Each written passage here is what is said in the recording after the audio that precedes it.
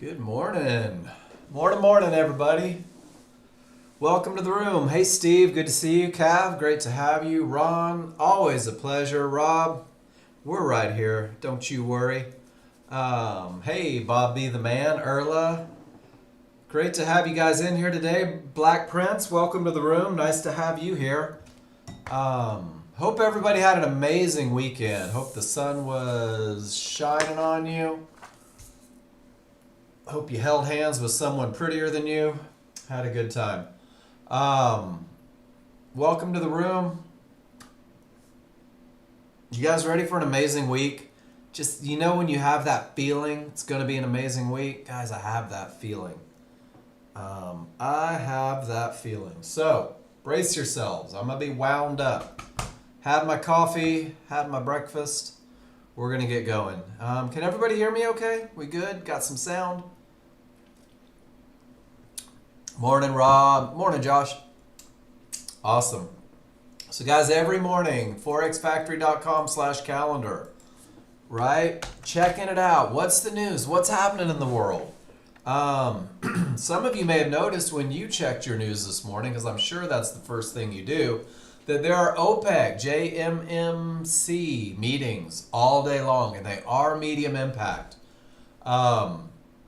We've had this before, actually, where these meetings, where all the OPEC members show up, they discuss stuff, and every now and then they step in front of a microphone, but they don't say when they're going to do it. If they do, there could be a spike or something like that. So just be aware of it. Be aware that this is happening. And if your patterns aren't working, if your rules don't seem to be doing what your rules typically do, let that be a little awareness thing. There will be times where they just don't, and you gotta recognize it. So my limit's 3. If I take 3 perfect trades and none of them work, I quit. That's it. I'm done. And I walk away for a little bit, let the market reset. Uh-oh, John Novak's in here, guys. Be on your best behavior. 9:45, we're going to have that final manufacturing PMI, but then 10 a.m., ISM manufacturing. This is going to be a big one. This is high impact, and it's coupled with a medium impact, which means that it could create a bounce or a spike. It can make the market jump, bump, dance in the night. And really, you just don't want to be caught in that little emotional freight train that could come from a high or medium impact news. I check that every morning. That's the first thing. I wake up, I have coffee, tell my brother good morning, and check news just to make sure that I don't get caught in it. Everything that I talk about each and every day comes from the Nexgen website. We've gone to great lengths to make sure that you can find the answers to every question that you have. From the education tab, there's really 2. There's software guide and there's trading guide. And the software guide is your NinjaTrader how-to. If you're relatively new to NinjaTrader, you're new with us here at Nexgen, there's things you need to know, like scaling charts and maybe putting in stops and targets. All of that information is here for you. All that information's rattling around in my head as well. So please feel free to ask in the room. If you need some help with NinjaTrader, let me know. I'm not the world's best tech guy, but I've been using it long enough I can be pretty helpful. And then we have the education page. And we're going to go to the trading guide. This is where all the answers come from. Jason is the tech guy. Jason is the guru. I can get you through Tech 101. Anything beyond that, you need Jason. We've gone to really great lengths to make sure that you have everything that you need to be able to use this software, consistently and successfully. All of that's in the trading plan here. There is an enormous amount of information. I'm going to try to simplify it a little bit for you. And we're going to do it. Let me scroll down to the frequently asked questions. Looks like they changed the colors again.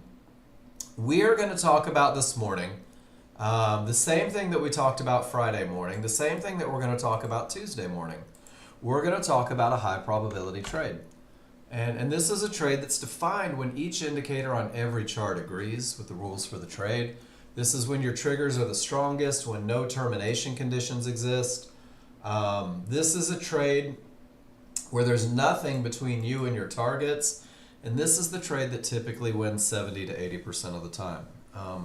This is the trade that creates confidence through that memory of success, and most importantly, this is the trade that's going to teach you to read your indicators.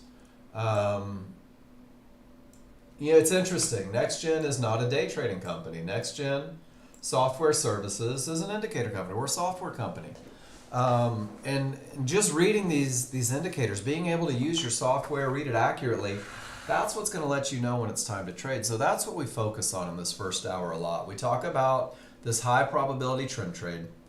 And I'm going to tell you that learning to read your indicators is going to be the step that takes you to next level as a day trader.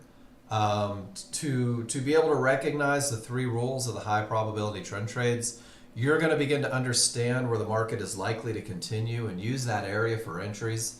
You'll understand where the market is likely to go. This is going to help you with profit targets. And then finally, you'll understand where the market is likely to stop. And these are what we call termination conditions. And you will have the advantage of being able to see on your chart before you ever reach it an area that could stop the trend instantly. And you'll use that as one of your rules.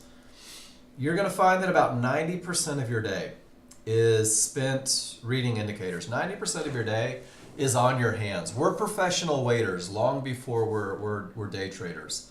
But 10% of your day is going to be getting into that market with confidence because you have the advantages that you need to feel good about that entry. And the great thing is that this high probability trend trade, all it is a pattern. And I'm usually speaking to people around my age in this room, and most of you are going to remember a time where you could drop a quarter into the Pac-Man machine, and if you just followed a pattern, that quarter could last all day. Or if you just followed that pattern in Galaga, they'd stop shooting at you. The market's very much like that, guys. There are patterns that happen every day in the market. This high probability trend trade identifies one specifically and gives you that opportunity to win up to 70 to 80% of the time. But there's gaps in between the patterns, so you've got to learn to be patient. The high probability trend trade is 3 rules. That's it. Don't overthink it. Don't create more in your head as a brand new user. Let it be very black and white. It's easier to get to where you want to be the less you have to think about as a new user. Each rule provides an advantage when true. So the rules are in white. The advantages created are in yellow. So strong trigger lines gives you the advantage of momentum. And no termination conditions, none of those likely to stop areas, is going to provide you a clear path. And then finally, you're going to be able to define your entry, the point where the market is most likely to continue, through rule number 3. And these 3 rules, these 3 advantages, are what it takes to create a trade. It's just an equation. It's like a recipe. You're baking a cake. Momentum plus path plus entry. So this is going to be our focus for the first hour. Specifically new users. So Black Prince and Harry and Organic and all you guys that are just now getting into it, Steve, really focus on momentum, understanding what it looks like, what it means to you, and understand clear path. Because once you can identify these 2 advantages, it opens every door for you. The world becomes your oyster, and you'll begin to see those next trades. You'll begin to see those bigger trades, and they will be based on momentum and clear path. So these 3 rules come to be on only 2 charts. Simplicity, again, I can't stress that enough. If you look at where my laser pointer is, this one bar, the most current bar on your large chart, is all it takes to define direction, momentum, and areas. It's the only bar you need to know that rule number 1 and rule number 2 are met, that those advantages are in place. This large chart's a very broad stroke of a brush. You are taking the biggest roller you have and you are painting the living room wall right now. It's a slow moving chart. It's difficult to see change on it, but what it does is it shows the overall opinion of the market. The large chart leads the way. I'm going to get this put on coffee mugs, I think. Large chart leads the way. Once the rules are met on the large chart, once you have that advantage of momentum through strong triggers, once you have that clear path because there's no areas in your way, we're going to go to a smaller chart, a faster chart. This is actually a refinement chart. And this is where your entry is going to come in. And it's a refinement chart in that it takes that one bar on the large chart, that one bar given all that amazing information, and it just breaks it down. It shows you the internal workings of that one bar. You're going to see a retracement, you're going to see a bounce, you're going to see a continuation very often, and it's all of this price action is what you're going to use to define the point where the market is most likely to continue, to define your entry for the highest probability trend trade. And it's that refinement process that allows us to reduce risk and increase profit potential, which is pretty cool. So rule number 3 is specific to trend trades, and rule number 3 is a small chart endeavor. And if the rules aren't met on the large chart, it's okay to never look at that small chart. We use these two charts because they really are a reflection of who you are trading with or who you are trading against. I like to think of the large chart as the large crowd, the men and women with the money and the influence to move the market, to establish trends, to create momentum. And trading with them tends to be the path of least resistance. The small chart is the small crowd. These are the folks with an awful lot of money, and they can create what we call a retracement. And a retracement is simply the push down. You'll never see it on the large chart, but the small chart gives you the ability to see that small crowd fight. Rule number 3 for the high probability trend trade is designed to have you pinpointing precisely where that small crowd is most likely to fail. That's your entry. And if they fail, typically 70 to 80% of the time, that means that your entry at their failure point provides the opportunity and the potential for you to win up to 70 to 80% of the time. So 3 rules on 2 charts. And let me show you what we're going to do today and what we do every day. So for you brand new users, for my first weekers, I want you to see something. I love this picture. Drinking from a fire hose. We've all heard that analogy, right? Taking a lot of information all at once, it becomes a little difficult. This is kind of what your first day, second day are going to be. But this class is designed for the absolute brand new user. This class is designed to simplify the process. This class is designed to remove the burden of looking for profits as a brand new user, but rather creating the advantage of recognizing when it's time to trade through those advantages. So we're going to learn the trigger line and the Fibonacci rules for when it's okay to trade. This says okay to trade because I want you to go ahead from day 1, commit to, if my rules are met, I will enter the trade. If my rules are not met, it's okay to not enter the trade. It's okay to sit on my hands. It's okay to do nothing. Remember, 90% of your day is doing nothing, but 10% is rooted in a pattern that's been proven to win more than it loses.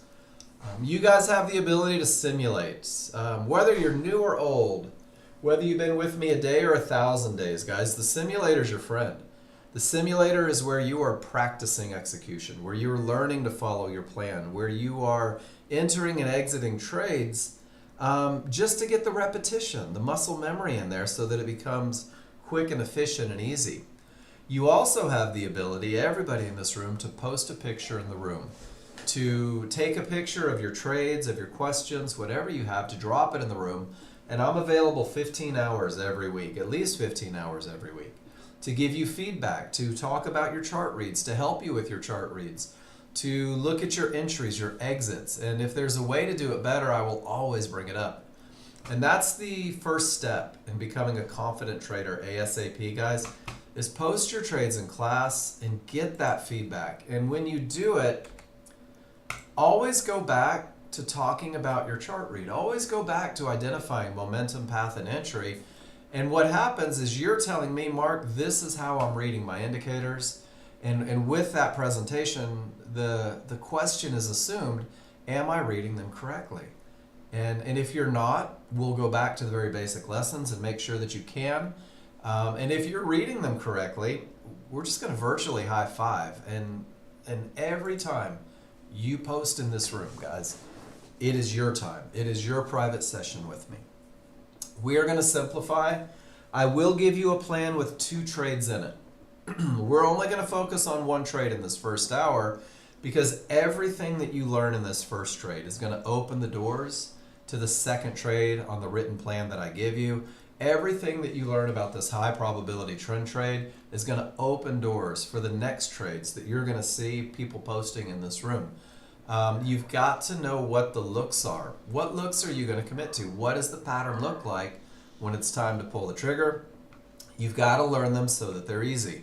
That's the second piece of the puzzle, guys. The second piece of the puzzle is post your trades in class, then use the spreadsheet that Nexgen gives you. Use the spreadsheet that I give you every morning. And guys, I add to this nearly every day of my life. So every morning when I post it, save it. Save it over the one that you had from Friday because there might be some more great stuff in there. There's 4 tabs on this spreadsheet. The first one is just a trade journal. And I'm going to tell you, people ignore the trade journal. People ignore the trade journal like the plague. There's probably even somebody that can hear my voice without the benefit of my microphone that should be using a trade journal, but probably doesn't. Guys, every time you take a trade, you want to take a picture. And every time you take a picture, you want to annotate. You want to talk about what you did and what you saw. And you want to talk about what the result was. So this first tab lets you take those pictures. There's a tab on how to annotate for the best feedback. There's a tab on how to paste them into the spreadsheet to get that hyperlink. There's even a link to the capture software, but you've already got it on your computer. If you go to your search bar, type in TechSmith, you're going to see that capture software. This is how we're going to have a conversation. So make sure, whoops, whoa, my bad, that you're taking pictures. And there's a couple different sections on here. There's the picture, there's the advantage of momentum and a clear path. That's the 2 we're focusing on for everybody. And then there's the feedback from class. And the feedback from class, this is what's going to push you forward. This is the Mark said section. Sometimes you're going to hear that was the best entry ever, that every advantage was in place, your entry was amazing, great job, never miss it. Don't ever miss that entry. That is your plan coming to fruition. But as a new user, what you're going to hear more is you're going to hear about where maybe the read could have been better, where maybe a rule wasn't followed, where maybe you had additional risk that was unnecessary, or even that there was more on the table that you could have captured because the software told you to stay in that trade for the bigger move. And what you're going to notice is that things repeat themselves in the feedback section. So what I want you to do, and I'm going to tell you, this takes like 3 minutes, guys. That's it. It takes like 3 minutes. Every morning, go back and look at what you did last week. Go back and look at what you did yesterday. And ask yourself, what worked? And what you're going to find is that adherence to the rules, that having momentum and a clear path typically works. Rob, I see your hands up there. Rob, if you went and looked at last week's pictures this morning, that is exactly the message that you would get. You would say, oh my gosh, when I had momentum and nothing in the way, it was such an easy win. I should be doing that each and every day. That should be my focus. And then you're also going to see what didn't work. And on that same token, trading in determination conditions didn't work out really well for you. So before the day even starts, you know what you're focused on and you know what you're going to try to avoid. You're going to notice that following rules begins to feel easy and you're very relaxed because all you're doing is talking to yourself about advantages. And when you say out loud, shout at your screen, I have momentum, clear path, in an entry area, it's pretty mellow when you take that trade. When you start breaking rules, when you start trading on hope rather than patterns, that's when you start moving stops and targets. That's when you get out before you should, or you hold on longer than you ever should have. So this little study each and every morning, it's going to set you up for the day. Please take advantage of that. Second tab. These are the rules for the high probability trend trade in green. Exactly what they look like, what they mean to you, and I'm going to give you a sheet how to study them. So if you're brand new, go look at the 50 pictures of strong triggers that I put in there. Read the words describing why they're strong, and commit to having your rules met. And then commit to, when you see the rules not met, to just sitting on your hands and waiting. You will get something to be able to fill this out your own to get where you want to be a little faster. Then there's the client trade section. Over probably about 400 pictures of Nexgen users using the software. They're probably 90% winners in here, but there's also losers. There's perfect losers that fit the rules, that had the advantages, that were a part of that 20 to 30% that has to lose in order for it to win 70 to 80%. So success as a day trader isn't necessarily defined by that one trade that wins or loses. It's defined from a sample, and it's defined by your consistency, your ability to follow that plan. There's the high probability trend trade sequences, long and short, how to get into the market when the rules are met. Very basic management. Both of these will be on the plan that I give you. Ideas of when you can begin to hold for bigger moves, when you should exit a little sooner, and that's in the management section. And then patterns that repeat themselves. Things that you're going to see as you learn to read your indicators, you will begin to recognize more patterns. When you get comfortable with momentum and path, it opens the door for you to see other things that may be beneficial or that may take your advantage away. And that's part of the growth plan. So you're going to be able to build your own plan on this final tab. This is my personal trade setup.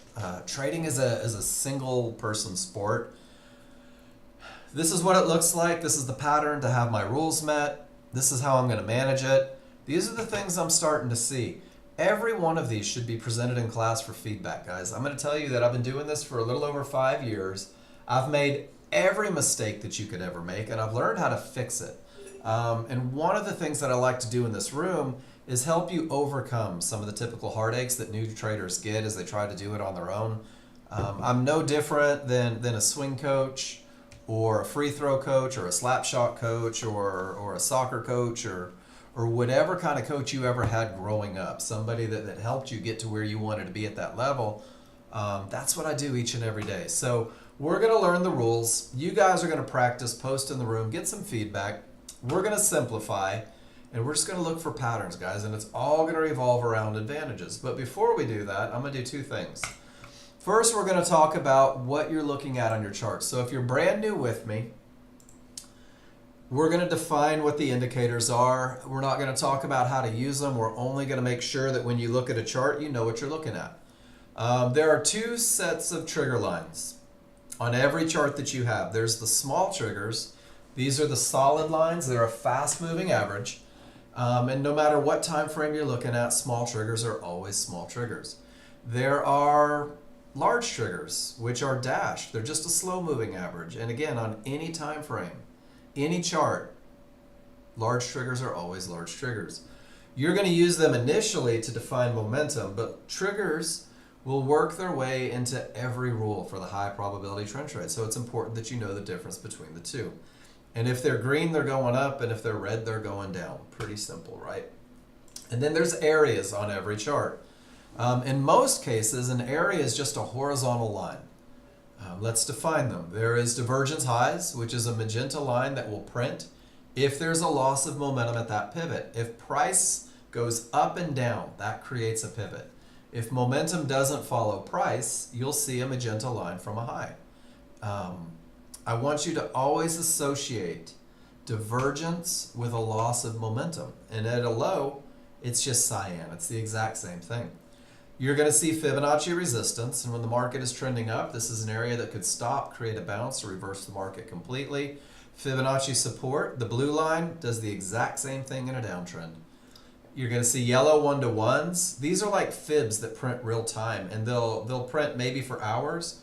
Sometimes they'll print for 3 bars. It depends on what the software says. If the market's trending up, they may behave as resistance, and if the market is trending down, they can behave as support.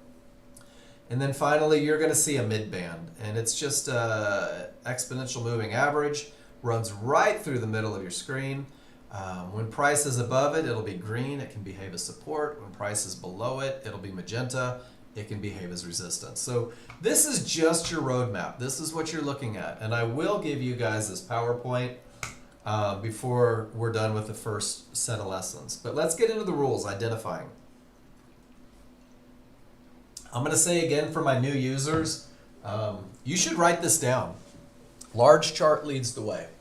Large chart is going to take care of 66% of your advantages, guys. Large chart are the men and women that can move the market. So rule number 1 says on the large chart, you need strong trigger lines. Remember, large chart is going to define direction and momentum. You're going to get both through rule number 1. Easiest lesson of the day. If the background on the large chart is green, the market is going up. And if the market's going up, you're going to look for rules to be met for high probability trend trades long. If the background is red, the market is going down, you're going to look for rules to be met for high probability trend trade short. Everybody has heard the cliche, the trend is your friend. So let's go with it. If you're colorblind, I know that sounds silly if you're not, but if you're colorblind, let me know. I know a way to bypass the color thing. When the background is green, when the trend is up, in order to have strong triggers, both the small and the large must be green as well. So in a downtrend, both the small and the large must be red.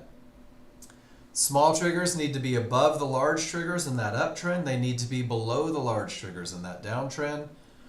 Large triggers in an uptrend should be wide, angled up.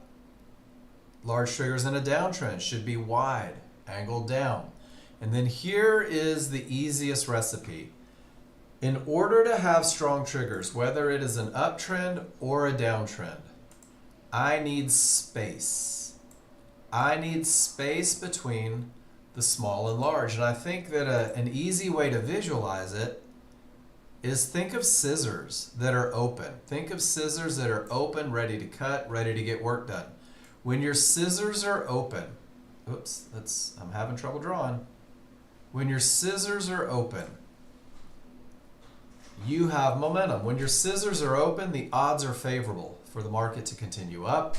The odds are favorable for the market to continue down. So odds favorable momentum. This is your first advantage. I'm going to type that in the room. OFM. You're going to see it written on a lot of charts. Odds favorable momentum. OFM. Odds favorable momentum can push the market in the direction of the trend. Odds favorable momentum can give you the potential to break those key areas. Odds favorable momentum will even cover a lot of the mistakes that you make as a new user. Sometimes it'll cover your tracks a little bit and let you get lucky. And then when you have those open scissors, we're looking to sell Fibonacci resistance, to buy Fibonacci support on a smaller, faster chart. But eventually the scissors close. Eventually the small triggers work their way back inside of the large triggers. This is what we call a weakening of the large triggers. And when I have a weakening, when the scissors close, anything can happen up or down. So there's two little, is it an acronym? There's OFM, meaning that the advantage is in place. The odds are favorable. I love that. Strength, favorable. And then there's weakness, ACH, anything can happen. So know the difference between the two. Commit to one. And we're going to go to the live market and we're going to see a little bit of momentum. Small separate from the large, pushing down. They do in fact break some of those key areas, and down it goes. And there's strength down and there's strength up. And guys, it's always the same. This is your look. So I love to ask, is everybody good? You comfortable with that? Here we go. Crude oil, strength to the upside, strength to the downside, and then that anything can happen, and it does for a little bit. Anything does happen for quite a little bit. But the look is always the same. Could you guys give me a Y in the room if you're comfortable here? That point from separation to closure. Guys, this is where we're looking to buy Fibonacci support. On your large chart, that slow chart that it's hard to see change on, you're going to see these tails or these wicks anytime price gets below the midpoint of a large chart bar. This tail is that small crowd fight on the small chart. This tail is actually the retracement that fights everything going up. You're going to be able to pinpoint where that tail is most likely to form by using rule number 3 on a smaller, faster chart.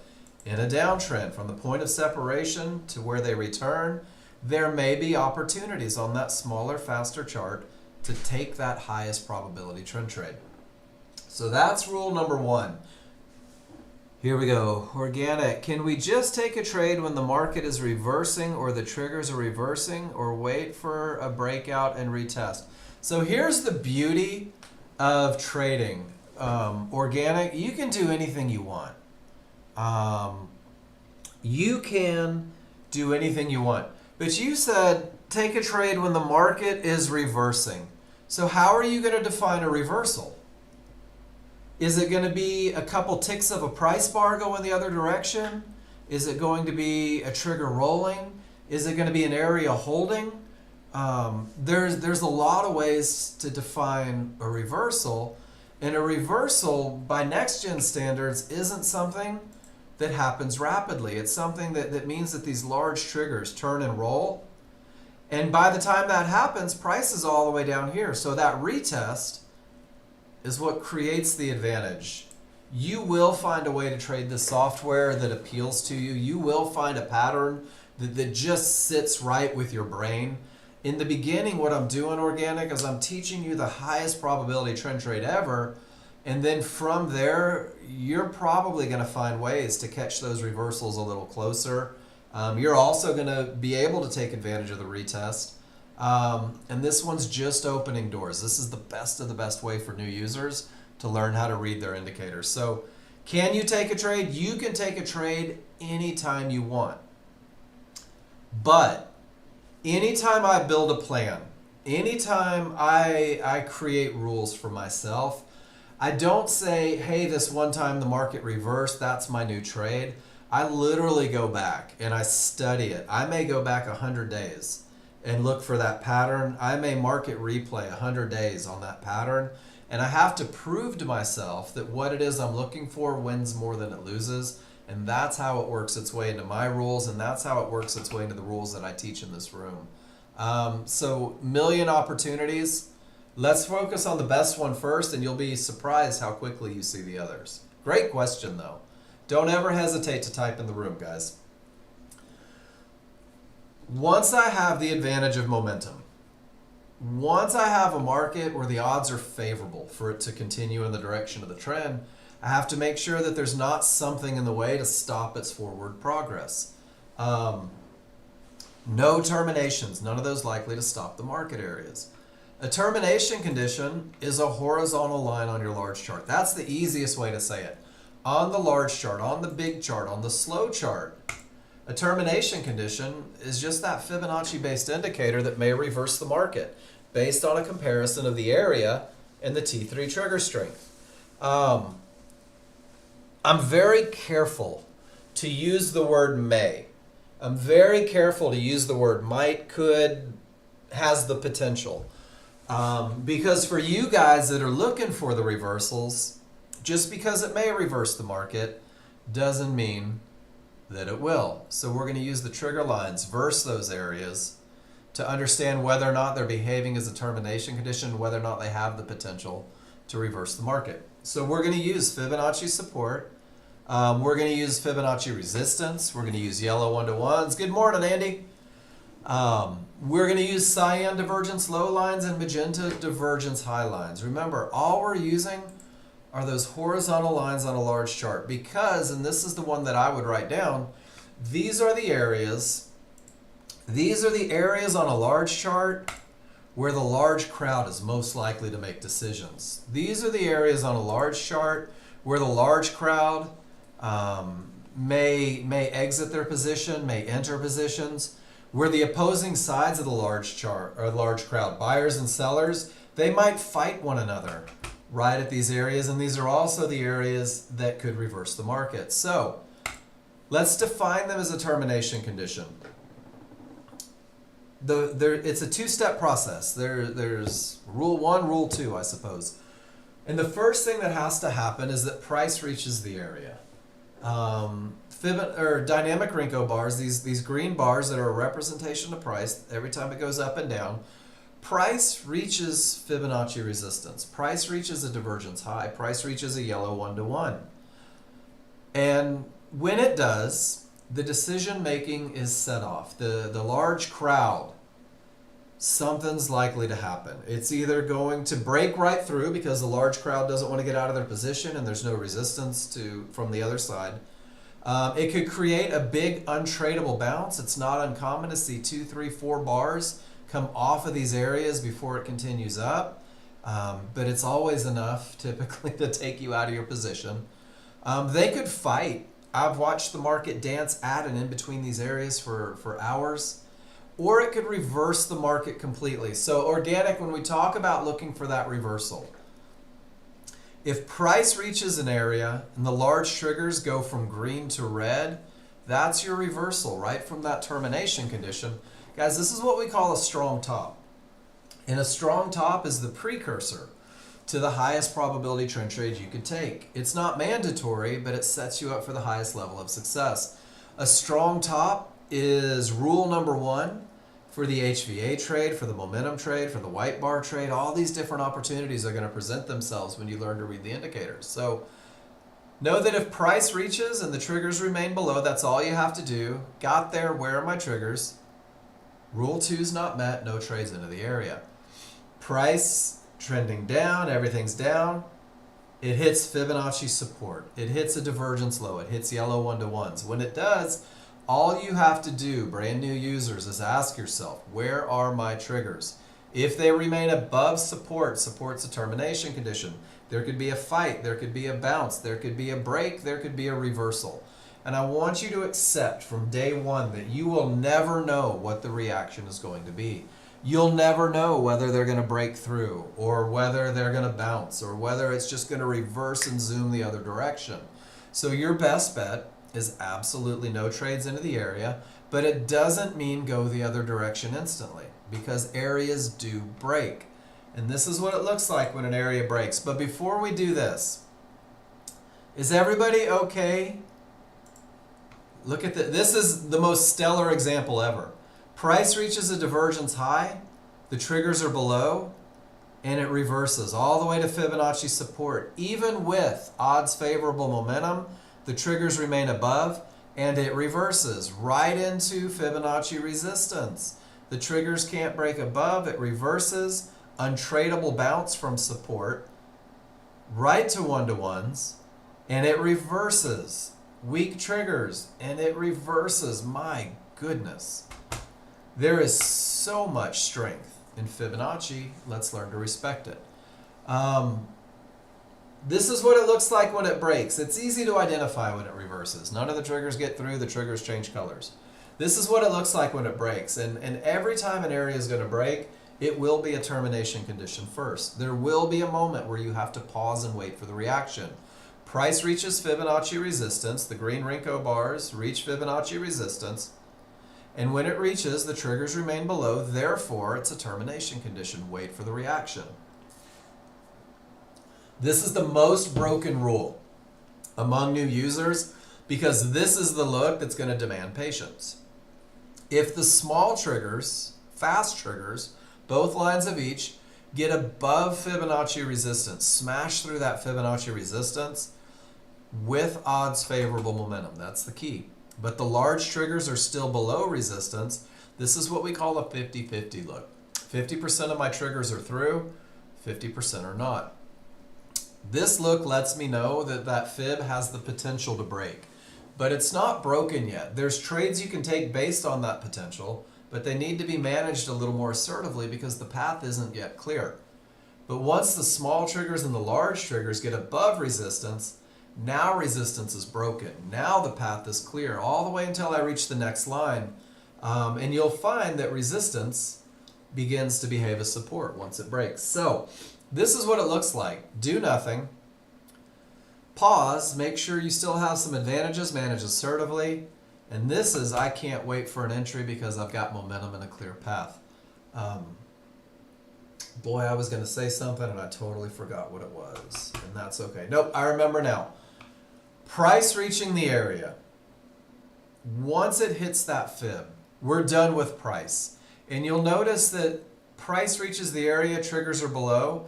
Even though price is working above the area, the smalls don't get completely through until all the way here. So there's a little bit of a pause. The triggers tell the story. Price only sets off the decision-making process. So price reaches support. No triggers through, do nothing, wait for the reaction. And it takes 4 bars before the small triggers smash through and the larger lagging 50-50. And I have the potential.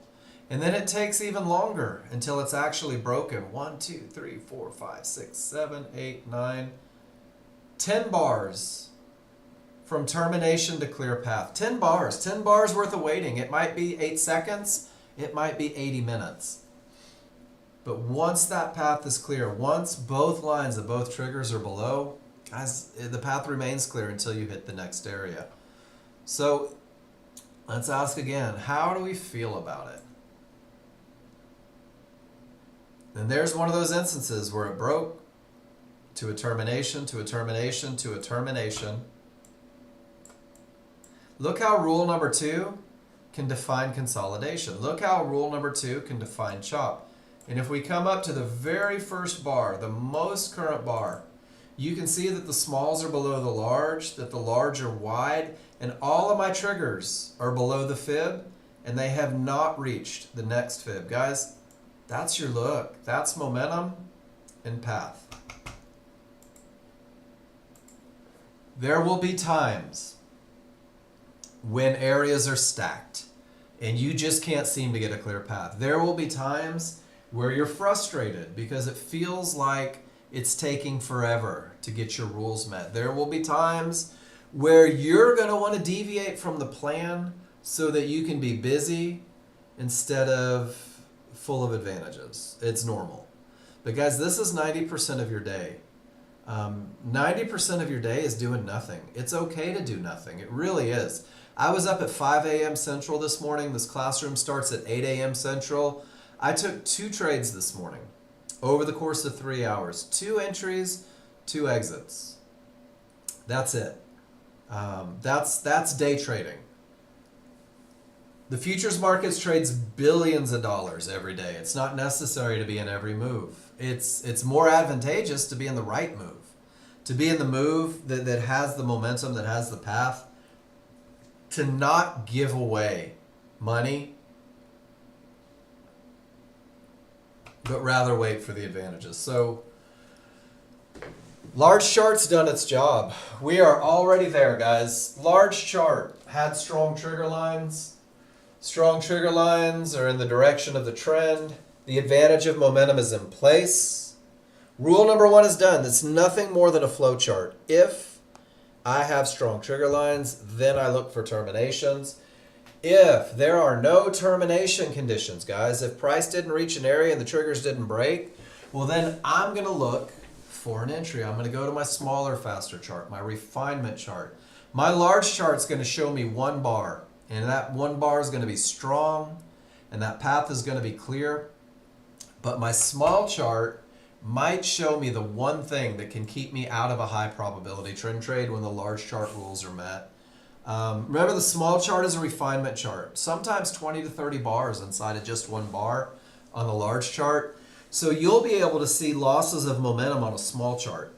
You'll be able to see 3 divergences in the same price range. Now this happens on every chart, but we're talking about the small chart. This is the one time, the only time, that the small chart should talk you out of a high probability trend trade.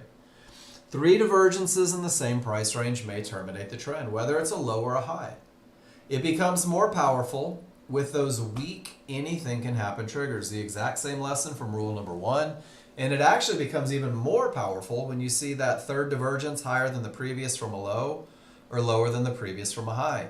You'll see this on a smaller, faster chart when the large chart can't give you that information fast enough. When the large chart isn't giving you the look, and let's see if we can find it real quick down here at the bottom with those weak triggers, just for grins. Dun, dun, dun. starting to get those divergences in the same price range. And if you open up the small chart, you'll see that quite a bit right at key areas. You'll see that small chart going, I know you still want to go long. You shouldn't go long. Seriously, don't go long anymore. Let's look for shorts. And that's exactly what happened. Okay, you still want to go up. Your path is clear. 3 divergences says, hey, don't pull the trigger on that pullback. It's likely to go lower. And that's exactly what it did. Same thing from the lows. So 3 divergences is the only time on a smaller, faster chart I'll choose not to take that high probability trend trade. If I don't have 3 divergences, then now it's time to execute rule number 3. Now it's time to marvel at the precision, to be awestruck and wowed. Because your precision, your entries are so exact, so good, that you're going to use a limit order. You're literally going to just wait for the market to come to you. And that limit order will be waiting at areas. You're going to buy or sell a pullback. That fight from the small crowd, you're going to do it at an area. We know the areas. Fibs, midbands, yellow 1-to-1s are what we're going to use for entry. And we want those areas to be inside of triggers. And I'm going to try not to undersell the importance of the trigger lines in this equation, or the areas being inside them. Because triggers are where price returns. Whether it's a large chart or a small chart, you're going to see price pull away from the large triggers and back to the large triggers, and away from the large triggers and back to the large triggers. That's a small chart. And then on a large chart, check this out. Price pulls away from the large triggers and back to the large triggers, and it pulls away from the large triggers and back to the large triggers. So the one thing that I know to be a gospel truth is that price tends to return to the large triggers on both the large and the small chart. This becomes important on entries. Because on your entry chart, on your 5-1 chart, you will have both 5-1 large triggers. They'll be smooth. And you'll have what we call synthetic triggers that look like they have little steps on them. These are just the large chart large triggers. That's it. We've put them on your small chart because trigger lines define the most likely zone for the retracement. When the market begins to come down and everything says up, your trigger lines define where that retracement is most likely to occur. And when they are one on top of another, like 2 snakes riding piggyback, we call this favorable large triggers, guys. My first hour is designed and committed to the best of the best way to enter. And this is the best of the best look, not the only look. Very often, you're going to see those triggers split from one another. But when they are one on top of the other, we call them favorable, because you're going to have the absolute smallest range where that retracement is likely to occur. And then once you put fibs, midbands, or yellow 1-to-1s inside of those triggers, you have the smallest, most precise area where the market is most likely to bounce. Triggers define the retracement, areas define the bounce. So you just kind of have to put that together and say it all in one complete breath. I'm going to buy or sell a pullback at an area inside of triggers. So if you turn your attention to the small chart, once the large chart rules are met, once you have momentum, once the path is clear, I'm turning my attention to the small chart. And everything is going to be going up. This would be for a long trade. Everything's going up. I have odds favorable momentum. The market is screaming. And my large charts told me that not only is the trend up, but the momentum is up and strong. And there's nothing in the way on that large chart to create a bounce. It's here that you'll start looking for your entry. You'll start looking at these trigger lines. You'll start looking at the areas that are going to line up with it. But we're looking for a reversal bar. We're looking for a down bar after all of those up bars, because the reversal bar is the fight from the small crowd. The reversal bar is the beginning of the pullback that hopefully will go to our areas inside of triggers. So once I get a reversal bar, this is not my entry. This reversal bar tells me, hey, where are those triggers? Where are those large triggers? Because price tends to return to them. So I have large triggers and I have synthetic triggers. So create a box from the highest line of the triggers to the lowest line of the triggers, and this is where the market is most likely to retrace. Not definitely going to retrace, not has to retrace, not without question, 100% certainty will retrace, but this is the range where the retracement is most likely to go. And the tighter they are on top of one another, the smaller this area becomes. That does help with accuracy. But trigger lines are not my entry. Reversal bar is not my entry. The high probability trend trade entry, and the language is very specific, comes from an area inside of triggers. And areas can be fibs, midbands, or yellow 1-to-1s. Areas are not divergence lows. Areas are not pink 1-to-1s if you kept those on your chart. Fibs, midbands, and yellow 1-to-1s. But here's the key. Inside of triggers. All caps, in your face, inside of triggers. So this box, from the highest area inside of triggers, happens to be blue Fibonacci support, to the lowest area inside of triggers, it happens to be a midband. This box shows me where the market is most likely to bounce in the direction of the trend from the large chart. This box shows me where the small crowd is most likely to fail 70 to 80% of the time. This box defines the entry for the highest probability trend trade. So your job is to right click and activate a limit order 2 ticks above that highest point of support. But Mark, what if it goes to the midband? Who cares? We're not going to stumble over a couple pennies trying to save a few dollars, guys. You've got to be willing to step in the kill zone. That's Sun Tzu from The Art of War. The only way to win in battle is to enter the kill zone. And guys, our kill zone is crazy accurate. Reversal bar, triggers, areas. Once you have this definition, 2 ticks above the highest point, and you've done everything that you can do. You've insisted on momentum. You've demanded a clear path. You've identified where the market's most likely to bounce. And now you're waiting for it to come to you with an order. And if it does, you're in a long trade with every one of those advantages in place. You're in a trade that typically wins 70 to 80% of the time. You're in a trade that creates confidence from the memory of success. And guys, this trade is nothing more than momentum plus path plus the area for entry. This is what we talk about for an entire hour every morning to make sure that you get these very basics down. So again, on the entry, reversal bar begins the pullback. It is not the entry. Define where the retracement is most likely to go. These are your triggers. Hitting the trigger lines is not your entry, not brand new users. Define the areas inside of the triggers. Midbands, fibs, yellow 1-to-1s. Here we have a midband, yellow 1-to-1s. The blue shaded area is what I like to call the window of opportunity.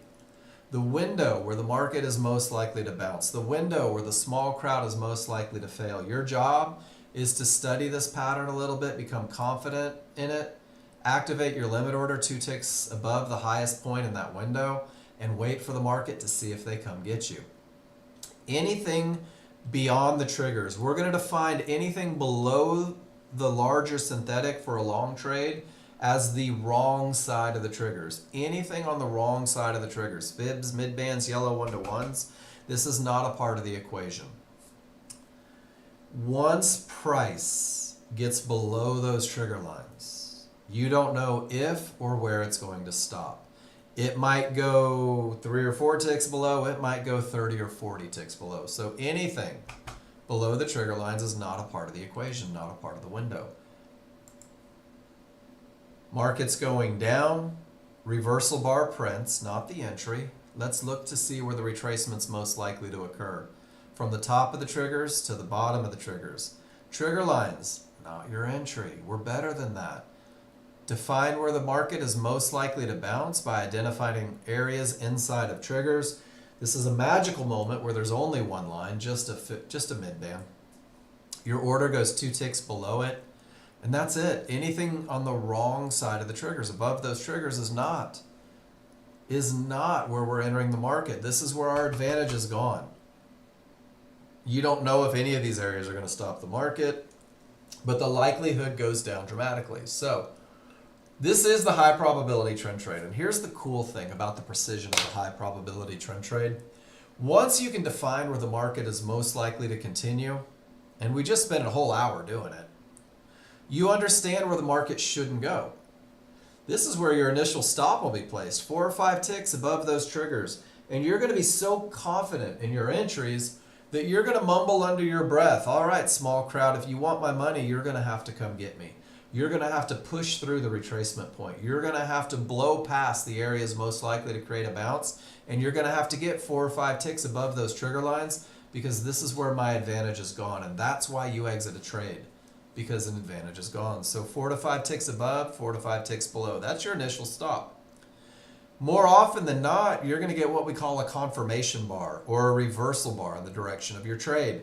In all this confirmation bar, it's confirming that the momentum has pushed the market down, that the clear path hasn't made it bounce up beyond your entry, that it's going in the direction of the trend. Once you get a reversal bar in the direction of your trend, your new stop will be about 2 ticks above it, 2 ticks below it. And you've reduced risk dramatically long before you've ever taken profits. And it's not uncommon, if this is going to be one of those 20 to 30% where the market hits and you get that initial bounce, your stop is moved, it's not uncommon to see Nexgen users giving up 3 or 4 ticks instead of 13, 14 ticks on a trade because of the precision, because of the very basic rules. So you've got to learn the looks so that they become easy. Everything starts on the large chart. And guys, I really want to open the door for questions if you have them. Black Prince, Organic, Harry. I know, JR, it's a lot in the first couple days. Don't be afraid to ask. Learn how to define momentum first. Just understand that those open scissors mean strength. And then once you have it, where's the market? Did price reach the next area? No, it's way off in the distance. Did it clear the previous area? Not quite. This area has all the potential to break because of that momentum, but it's not quite broken. There's an opportunity here. You'll never see the tail. You'll never see the tail, guys, because when it's time to take a trade, this is where the market is. That's why we wait for the reversal bar. So once you get the reversal bar, you're looking for the pullback to the area inside of favorable large triggers. The tail on the large chart, after the fact, if it's the area inside of triggers on the small chart, guys, this is your trade. This is the best of the best. So this is how you're going to go back and study. Every time you have momentum and path, circle the tail.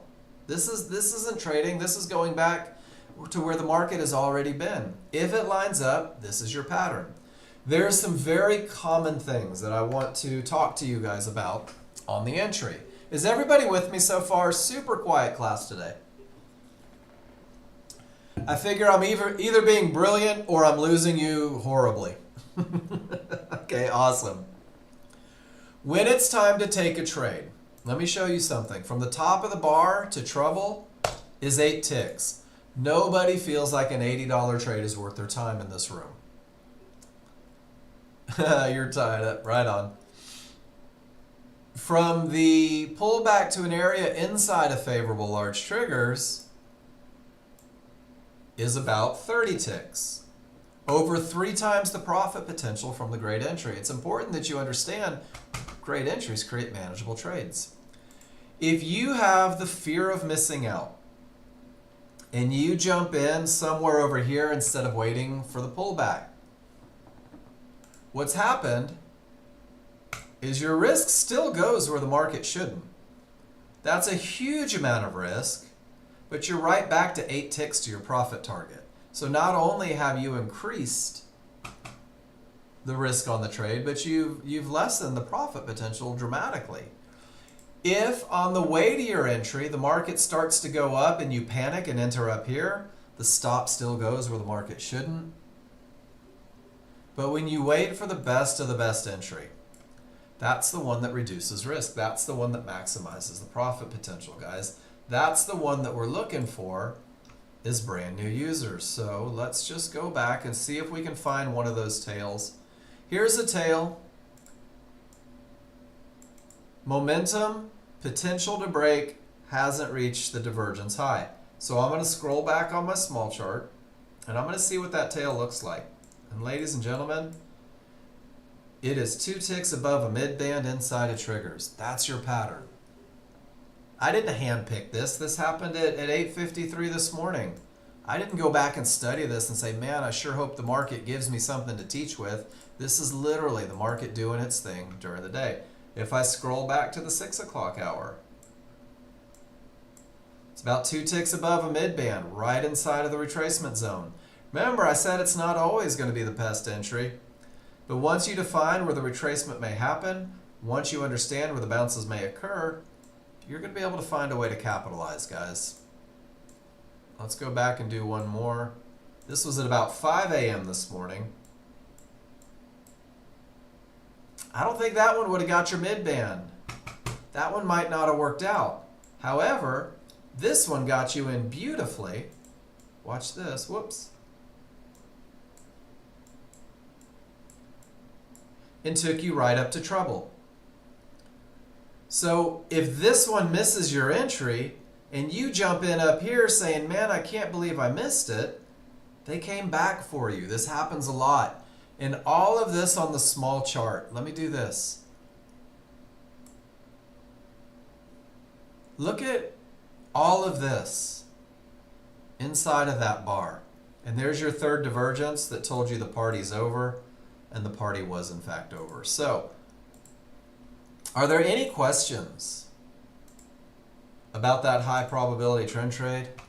I'm going to give you everything you need right now. That was my promise. That's my promise every day, that I will give you everything that you need to be successful with the software.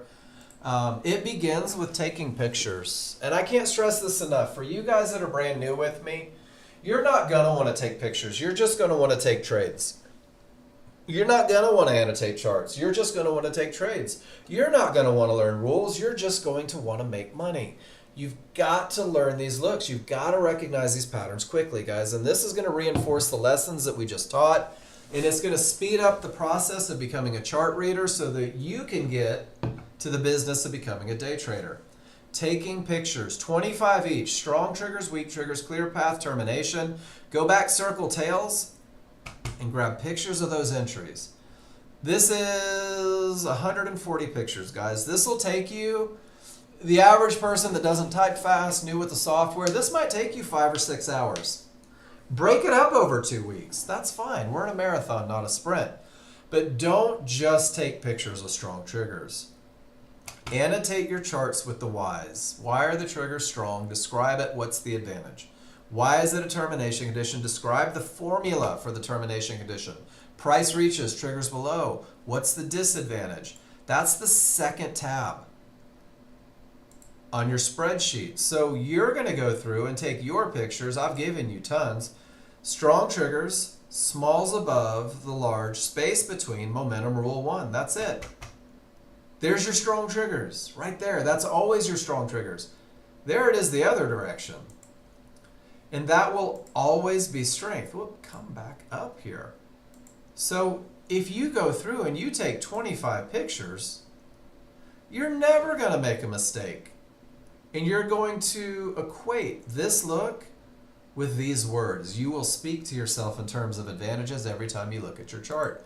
The same is true for termination conditions and clear path, right? Odds favorable momentum breaks area is what that one called. When both the small and the large triggers are above resistance, it is broken. The path is now clear until price reaches the next area. There's 2 examples.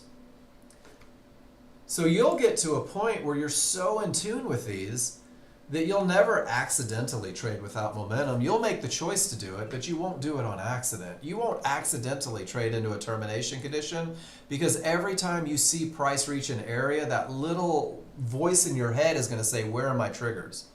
And then ultimately, you're going to piece these individual looks together to create a trade. That's the goal.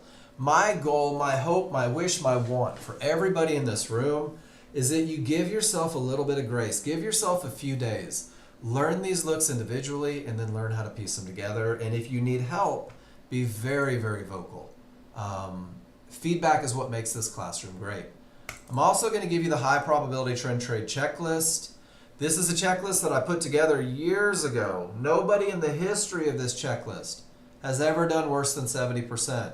That's pretty outstanding by a trading standard. So the high probability trend trade checklist. The first question is the market coming from a strong top or bottom? It's not mandatory. It even says there, you can take a trade without it. The 3 rules don't include a strong top or bottom. But if there is a strong top or bottom, that's the best of the best. What is it? It's a termination that reverses the market. Notice that I didn't say it's a fib that reverses the market. It's a termination condition that reverses the market on the large chart. Do I have momentum? There's momentum. There's momentum. There's the loss of the momentum. Police yourself. Use these when you take those pictures. Termination conditions. No triggers through, not broken. Smalls through, large not. 50-50 look. Only has the potential, not a clear path. It's not broken till the small and the large get above. And then define your entry all the way down to where your limit order goes. So you're going to get this. This is your cheat sheet as you take those pictures in Chart Reading 101. And it's also a checklist for you to print out and put on your desktop. Laminate it. Use a dry erase marker. But every time you go to get into the market, make sure that you have advantages. They're very recognizable. And then finally, one of the smartest things a professional day trader ever said to me is that until you have a written plan, you will spin your wheels. Until you know exactly why you're going to get in and out of the market, you are subject to emotion. You are subject to the fear and the greed, the opinion. So clearly define what it's going to take to get you into the market. This KISS plan, the Keep It Simple Sunshine plan, guys, this is a stepping stone in your learning journey. This is the beginning. This is the trade and the plan that teaches you to see the next trade. It's designed to optimize your chances of success with the high probability trend trade as a new user. When I say optimize your chances of success, this is the best of the best. This is everything that we've just discussed. It's not the only way to do it. It's the best way to do it. Through simulation, study, class feedback, and continuous practice, you will craft a plan tailored to your personal goals based on your experience reading the indicators. When you can read your charts, you'll see more. When you can identify advantages, you'll see more. When you can take this trade without having to think about it, you'll see more. So your simple plan for consistency, never fight the large chart. Why? Because they're in control. Because the large chart defines direction, momentum. Large chart reacts at areas. So don't fight them. Don't fight the trend. I'm not telling you how to trade. I don't give trading advice. Let me say that because it sounds like I am.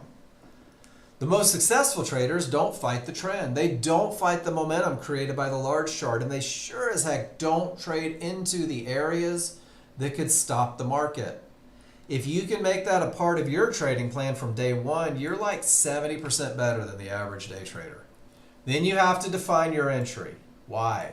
Because great entries create manageable trades. Because great entries are managing these trades long before you ever enter through momentum, no terminations. You need to be able to pinpoint where the market is most likely to continue because it will give you the least amount of risk. And then once you're in, you have to manage it. This is where most of us fall short. It's easy to get into the market. It is simple to get into the wrong trade. All you have to do is hit buy or sell. But once you're in, this little devil on your shoulder is going to start talking about how you have something to lose. Now they can come get your money. Now they can take your money. So management in the KISS plan, first of all, it's based on 2 contracts. Entering the market with 2 contracts. You're on simulator. You can't lose any money. So let this play out. Learn this very simple approach because the KISS plan is designed to get you paid ASAFP, and the KISS plan is designed to teach you where to put your stops, where the market shouldn't go. But the KISS plan management is 100% dependent for the new user on your ability to enter the market where the market is most likely to continue, to get into the market at the area inside of triggers. Once I'm in, we go back to if-then. The same way our entry was a flow chart. If-then, so is your management. If I enter the market where it's most likely to continue, if I enter the market where the small crowd is most likely to fail, Then my stop goes 4 to 5 ticks below the large triggers, the synthetic triggers. Then my stop goes where the market should not. And I'm either going to get stopped out 20 to 30% of the time. I'm likely to get stopped out. It's a cost of doing business, guys. That is day trading rent. But more often than not, if the advantages are in play, there's the robe. I haven't seen that one in a while. You're going to get a reversal bar in the direction of your trade. So if I don't get stopped out and I get a reversal bar, then my new stop is 2 ticks below that reversal bar. I don't move my stop early. I don't hope it creates a reversal bar. Guys, seriously, let this play out as a brand new user. At this point, the market's going in the direction of the trend. The market is going in the direction of the momentum. The market is going in the direction of the clear path, and you have minimal risk. Force them to come get you. Do not give up your position, and you're either going to get stopped out for a smaller loss, or it's going to hit your first target. There's a misconception among new day traders that a trade just isn't worth your time if it's not $500 or $600. You guys see Ron C posting in the room. You're about to realize that that is a fallacy. Base hits pay bills, guys. And your first target in the KISS plan is designed to get you paid, designed to get you comfortable being paid and pulling one of those positions off. And it's only $100 away from your entry. It's only 8 ticks on the S&P, 10 ticks on crude oil. And if they hit my first target, I'm $100 richer. They can't take that away from me. And I will move my stop break even. I will remove 100% of the risk off of this trade, because the only reason I'm in it to begin with is because I have odds favorable momentum and a clear path. Because this is a market that's likely to continue in the direction of the large chart trade, because this is a market that has nothing to create a bounce. So in the KISS plan, this break-even stop is designed to create a little courage so that you can hold for the second target. And if you don't get stopped out break-even, your second target is only $200 away from your entry. That's it, $200. This is a $300 trade with every advantage. And I want you to see something. If you arbitrarily move stops, they punished you as they went to the second target without you. So this is designed to give you a little breathing room, because that small chart will fluctuate. It'll fluctuate on the way down. It'll fluctuate on the way up. This is a $300 trade. And $300, if that's the best you do every day, is a $75,000 year based on trading. Someone pointed out to me the other day, but Mark, there's commissions. But Mark, guys, work with me here. It's a 300 times 252 trading days a year. Yes, commissions, yes, taxes. That's 75 grand. Throw in a break-even trade. That's 6 figures. Get comfortable with the software. There's no doubt in my mind, if you're here on a demo, your salesperson told you, you will see the potential to make $400 to $500 a day each and every day. Guys, you will see that potential before this day is over. You just have to learn how to use the software. There's something you need to know before it's time to go capture that potential. And everything you need today, guys, I promise. There are 2 things you have to know before you sit down and you're not on simulator. And until you know these 2 things, like the back of your hand, it's okay to stay on simulator. I want to say this really loud. Simulator is not a failure. Simulator doesn't mean that you're stupid and you can't do it. Simulator means that you're smart enough not to risk your money as you learn a plan. Guys, I've gone back to simulator 100 times in my trading career. Every time I learn a new market, I go to simulator. Every time I learn a new trade, I go to simulator. Every time I do something new, I go back to simulator and practice and make sure that the pattern works more than it doesn't. Cav goes back to simulator after he reaches his goal. And I'll tell you, he spent a lot of time on simulator to learn how to reach that goal so effectively. Thanks, Cav. But you have to know why you're going to enter and why you're going to exit. And it has to be clear. That's what the KISS plan is. Hey, good morning, JR. Good to see you, man. Guys, rules come from patterns that have been proven to win more than they lose. The high probability trend trade is repeatable. It's verifiable. You know how to study it. You know how to prove to yourself that it's a pattern that wins more than it loses. The only reason to exit a trade is if your targets aren't hit and your advantage has gone away. So the KISS plan covers that, where the market shouldn't go, by giving you both stops and targets. So once you know these two things, it helps remove the emotion from trading.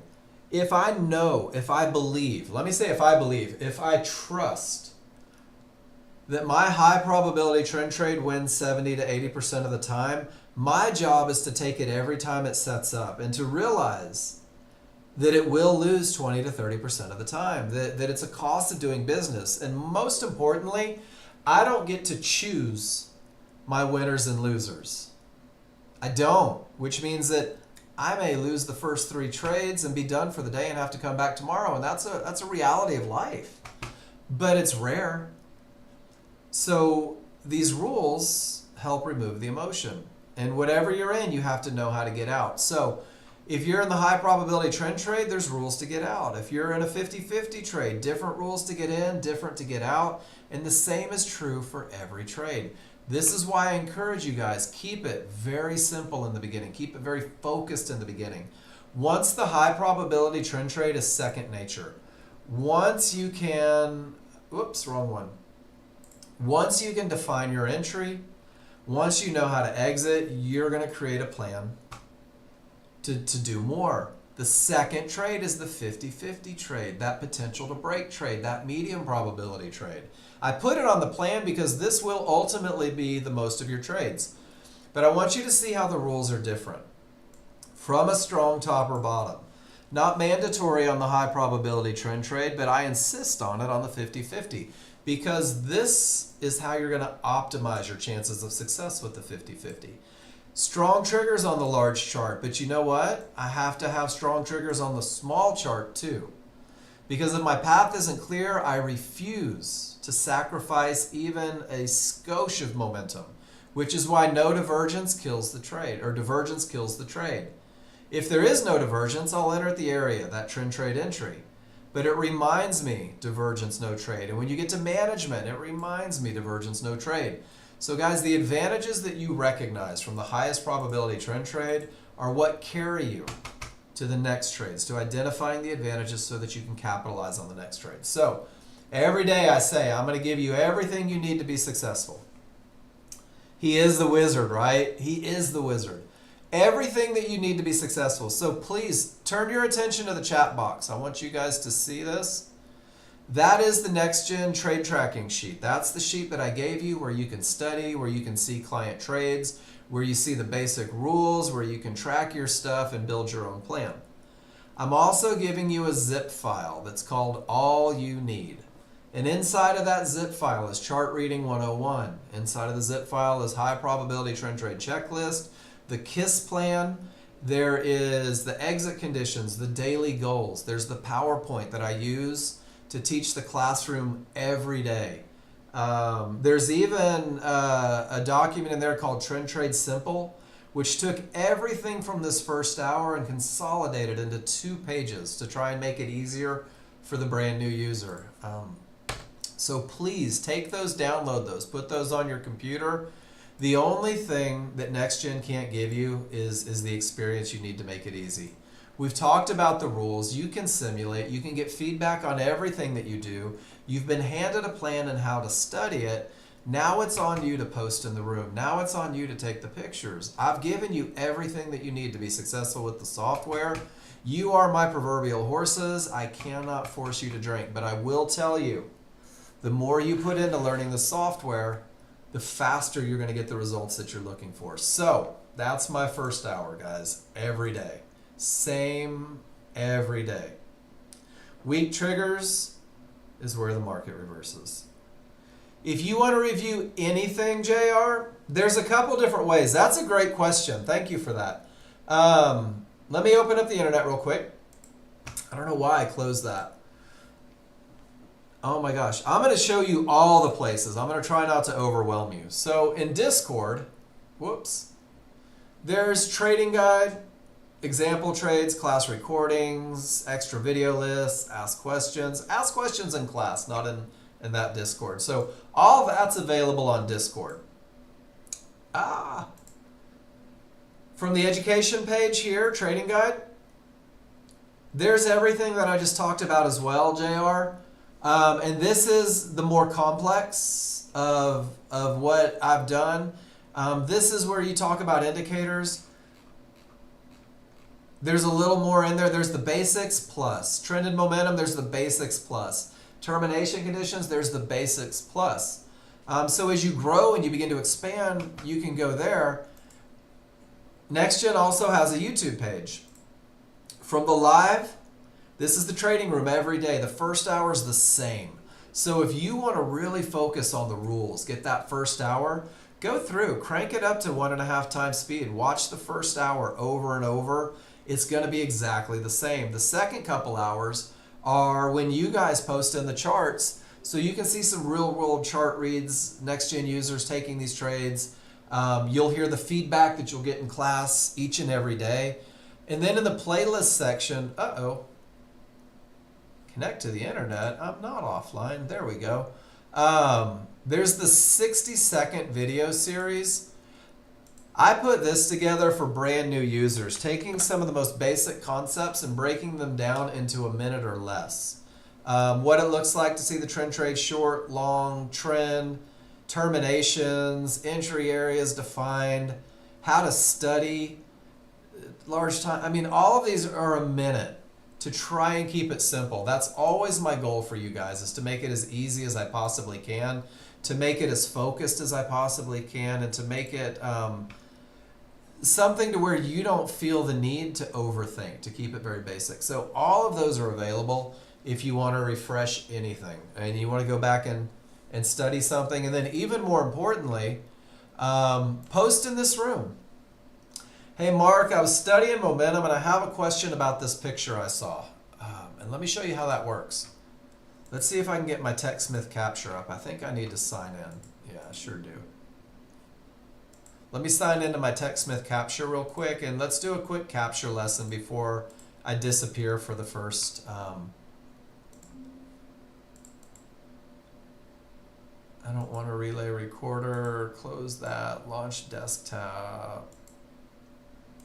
Okay, do that. There we go. This is your capture software. Everybody has this. Everybody has capture software once you download. So what I'll do is, let's say I'm going to trend and momentum, right? And I'm looking at it. And we talked about this yesterday. And there's this picture that discusses a strong trending market. I want to take a picture of this. And I can draw an arrow. It's just click and drag. I can use a shape. Maybe this is where I'm looking at. And then I might put a question. Is this a strong trending look? What does it mean?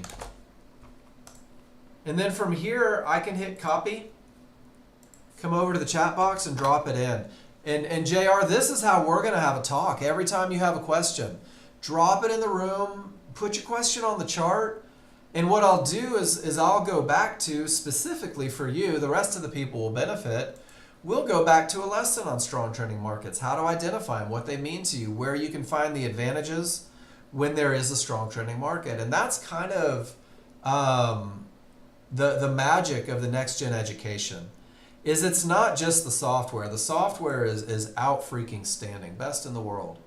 But the education gives you 15 hours every week where you can come in and get feedback on everything you do. So my only request is, when you post in my room, when you post a trade, is do me the favor of telling me your chart read. Go back to those 3 advantages: strength, path, entry and exit. If you give me this every time, this is what happens.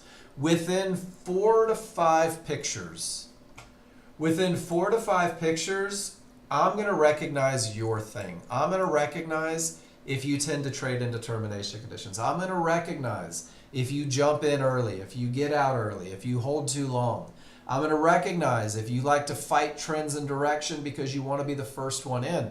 And every time there's recognition, we work on a plan to fix it. You and I work together. This is how you can avoid those termination conditions. This is how you can not trade without momentum. This is how you could have reduced your risk and maximize your profit potential. So every chart is a private lesson. And every chart in this room, I don't care what kind of trade it is, we'll go back to momentum, path, and entry, because my number one priority is that every user can identify these three things so that they can go find the other things. So, and NASDAQ is probably too fast for 99% of the world. NASDAQ after the open is too fast for me. I've been reading these indicators for almost 5.5 years. I can't trade the NASDAQ off the open. I have to trade it off peak hours. All right, guys, look at that. Here's crude oil. I have odds favorable momentum. I have the potential to break. There was my reversal bar, but they didn't come get me. Dag nabbit. And JR, you'll find that I'm the warm fuzzy Novak, and I love to celebrate victories. I love to celebrate victories. But if you've been in my class a little bit, I'm not afraid to beat you up. Come on, JR, how many times are you going to trade into an area that may stop the market, that may turn a trend? And you'll hear me in your head every time you trade. So, guys, I'm going to walk away for a minute. When I come back, we'll get into the second hour, the third hour. We'll look at your chart reads. Any questions you have, any lessons you need, drop them in that chat box. We'll hit them. Go stretch your legs, guys.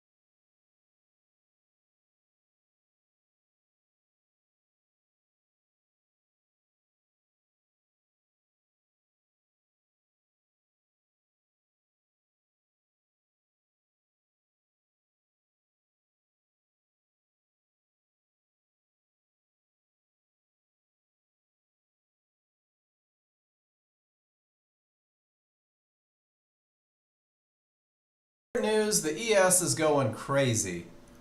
It is 10:26, and today at 10 a.m. there was ISM manufacturing. So I don't know if that's still holding 30 minutes in, but guys, you're not in control of the market. You can't predict the market, and sometimes the market's going to go ape shit. It really will. And the reality is, and I think you'll get to this point, you may not be there yet. Who cares why it's doing what it's doing? Who cares why it's doing what it's doing? If it's too fast to trade, don't look at it. If it's too fast to put your entries in, don't look at it. If it's too fast to do any of that stuff, don't look at it. Go trade a market that's going slower. And if none of the markets are going the speed you need them to go, then go play golf. Go walk your dog. Go do anything other. I'm opening up the NASDAQ. Your graph is off the track. So give me a second and I'll show you how to fix that, Nanda.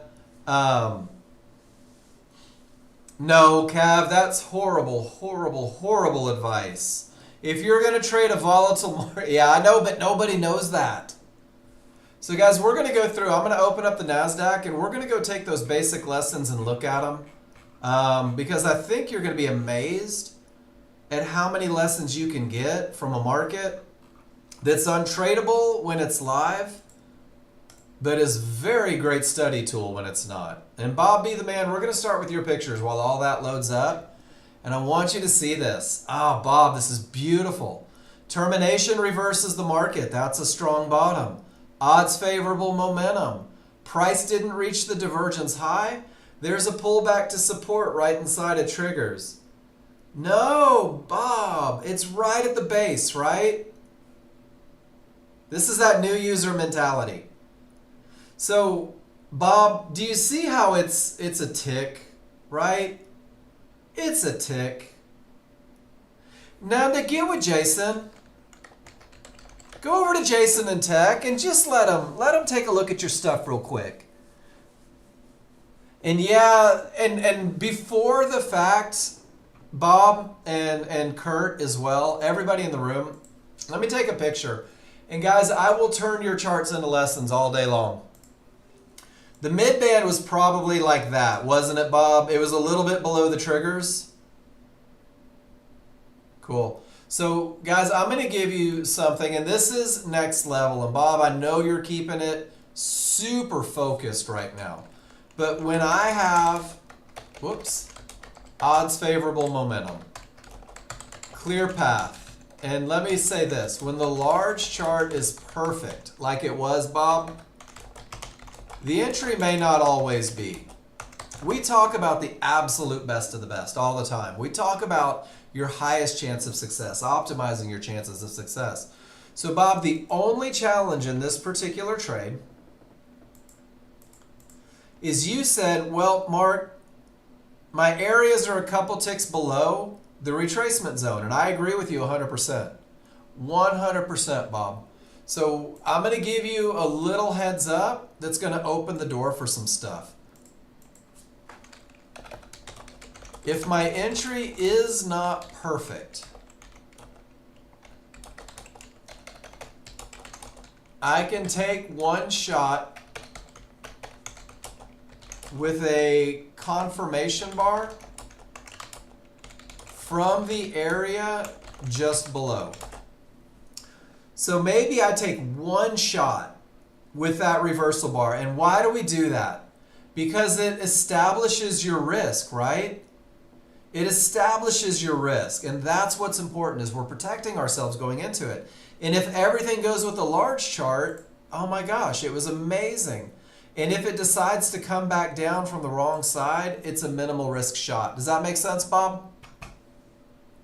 I love the look and I love the adherence to rules. And I think you following your rules so rigidly in the beginning, you're learning them like a scholar, you will break them like an artist. You'll start saying, okay, this is such a good look that once I get the reversal bar, or even start to get the reversal bar, I'll reduce my risk, because my gosh, that's beautiful. Great picture. Weak top, triggers got through the termination. Odds favorable momentum. Price reaches the yellow 1-to-1s, not a clear path. And you had 3 divergences. And Bob, you watched videos and hung out in the class for what, 2 or 3 weeks before you finally got your computer? Before you ever started looking for trades? For a month. I know nobody wants to wait a month, but I'm telling you, Bob learned how to read his charts like a freaking pro without even having the software. Never had to take a trade, right, Bob? All you had to do was learn the basic lessons so that when you got in the arena, you knew what you were looking for. I love it. I think that's freaking amazing. Because when I tell you guys that taking trades isn't always the path to getting you where you want to be, sometimes taking pictures is more than enough to turn you into a chart reader. So this is a trade. So great job. Really nice. Maybe at the end of the class, Rob. I'm going to tell you right now, I gave you guys the keys to the kingdom. Stop jumping in the moat with the alligators. I gave you the golden goose. Stop turning it into fried chicken. There's a path to get to where you want to be. Follow it. Once I learned the high probability trend trade, I started to see these trades. Once I learned momentum and path, I started to see these trades. Momentum, back of the bar clears, because if decisions are made at fibs, Ron created a trade that said get price away from the decision-making point. Make sure the path is clear. Guys, this is what's called the chili dog trade. Nexgen, this is not a Nexgen trade. This is a Ron C trade. This is a Nexgen client trade that he's been generous enough to describe the rules for on every picture that he posts in this room. That he's been generous enough to remind new users that he had to learn the basics so that he could see this one effectively. Guys, this is called the chili dog trade because it gives you just enough money to buy chili dogs. This is a quick in, quick out, and it is 100% dependent on momentum and path. Base hits pay bills, guys. Base hits pay bills. Think about the movie Moneyball, if you've ever seen it. I don't want the home run hitter. I want the guy that gets on base. Because once you get on base, 4 base hits is a home run every day. Absolutely beautiful. All right, Cav jumped in on this pullback, reached target. That's not how we teach, right? Termination, full reversal, odds favorable, potential to break. Cav gets in on the first pullback, gets in a little late. Maybe he was having coffee. Or maybe it didn't quite hit the area. And he goes, no, that's my trade. I'm getting in. And look at his exit. His exit is the area with the potential to break. He says this doesn't have to be a $10,000 trade. This can be a $300 trade, and I'm cool. I'll get out of trouble because that divergence says that it might hold. And sure enough, it was 3 divergences and a big old reversal. Guys, this is what happens when you learn to read your indicators. You start taking great entries, and even trades that fail, your ability to read your charts is going to allow you to manage out for a profit. At times, not always. All right, Tracy, you're blurry. Not quite a strong top, not coming from an area, but you do have odds favorable. You do have a clear path. First target moved break even, didn't quite hit second. Got FOMO close second at 68. So only showing me the entry. Is the second one the exit? No, okay. Whoops. I love seeing the entries, guys. I love seeing the whole trade too, because when you show me the whole trade, maybe there's a management lesson in there. But Tracy, this is perfect. Odds favorable, clear path, room to profits, pull back to an area inside of triggers. First target got hit, break even on the second. Are you upset about a $100 trade, Tracy? That's what I want to know. Are you upset about pulling $100 out of that market and waiting for the next one? I hope not. Because base hits pay bills. Great trade, dude. Perfect setup. And you know what? I'm going to copy this one and I'm going to go to my spreadsheet and I'm going to go to the client trades and I'm going to scroll down to the bottom because I want new users to see how well you followed the rules. You close the second for profit. Beautiful. Tracy's perfect high probability trend trade short entry.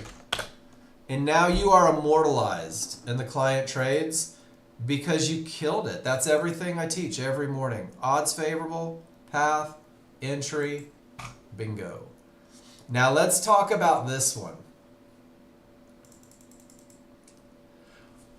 What I thought I saw was strong trenders trending up, but the market was moving kind of fast, so didn't notice separation was on the wrong side. Tracy, you probably don't need the lesson, but I'm going to give it anyway. The background is red. And newer users, do you remember what that means? If the background is red, what direction is the market trending? Anybody? Somebody without a lot of repetition under their belt. It's down, right? And this is one of the things that I talk about when we talk about momentum. And the only reason that I mention color is because the only reason that you can have strong triggers in a downtrend or an uptrend is if all the colors match. And Tracy got caught up on using the idea of separation, but they were on the wrong side. And I know exactly what you were thinking, Tracy. Know exactly why you did what you did. And this is pretty common. But this is why we keep taking pictures of momentum, to make sure that we always have the right look. And without the momentum fighting the trend, it was a pretty quick loser. Gotta learn to ignore the FOMO. Tracy, if you figure out how to ignore the fear of missing out, I want you to share it in the room. And then I want you to bottle it and share it with the world, because there are 20 million traders that need that lesson. You'll get it every now and then. But here's what I really want to praise Tracy with here. Is Tracy took a loser. Tracy made a mistake on the rules of momentum. And then Tracy annotated his chart, recognized his mistake, and still posted it in the room for feedback. And the time that you spent typing this out, Tracy, talking about not noticing the separation, why it was wrong, is going to make it easier to not get caught again. And I hope that makes sense, guys. And when I talk about posting in the room, I love your winners, but this is one of the greatest lessons you could ever give yourself. And to have the courage to post a loser in the room, especially when you've already realized you didn't do it right, guys, that's huge. That's what sets you off in the direction of success. So Tracy, freaking amazing, dude. Or dudette. I don't know if you're a boy Tracy or girl Tracy. I apologize. I just realized that. I've got friends that are both. Boy Tracy. Okay. So here we go again. Everything is up. The momentum is strong. There's nothing in the way. And Ron says, check it out. Let me just grab a base hit. Let me just grab a little bit of money before the momentum goes away, because base hits pay bills. Same trade, other direction. Where was it? Boom, boom, boom. Clear path down, momentum, get in, get out. Clear path up, momentum, get in, get out. Guys, you can make money both directions. Welcome to futures trading. And Morgan's got one. All right, Morgan. Hold on. Odds favorable. Cleared trouble. Soon as you entered, it went up. Great stop placement. Wait for the next one, right? That's it. So Morgan tried to take that same chili dog trade. Let the back of the bar clear, odds favorable on both. And Morgan, it's beautiful. Your entry is perfect. Your analysis is perfect. Your advantages are perfect. This is what we call an acceptable loser, guys. This is what we call a cost of doing business. And Morgan didn't hope that it goes down forever. He said, as soon as I get the reversal bar on the wrong side of the triggers, I'm out. Maybe it turns into a 50-50 trade on that divergence low. But Morgan also recognized that divergence on a 50-50 trade is kind of garbage, and he didn't want it. One loser fits the plan perfect. Great job, Morgan. It's just the way the cookie crumbles. Cost of doing business. Bob the man, let's see. Strong bottom, odds favorable, cleared trouble, weakening triggers, not high probability, but possible momentum trade.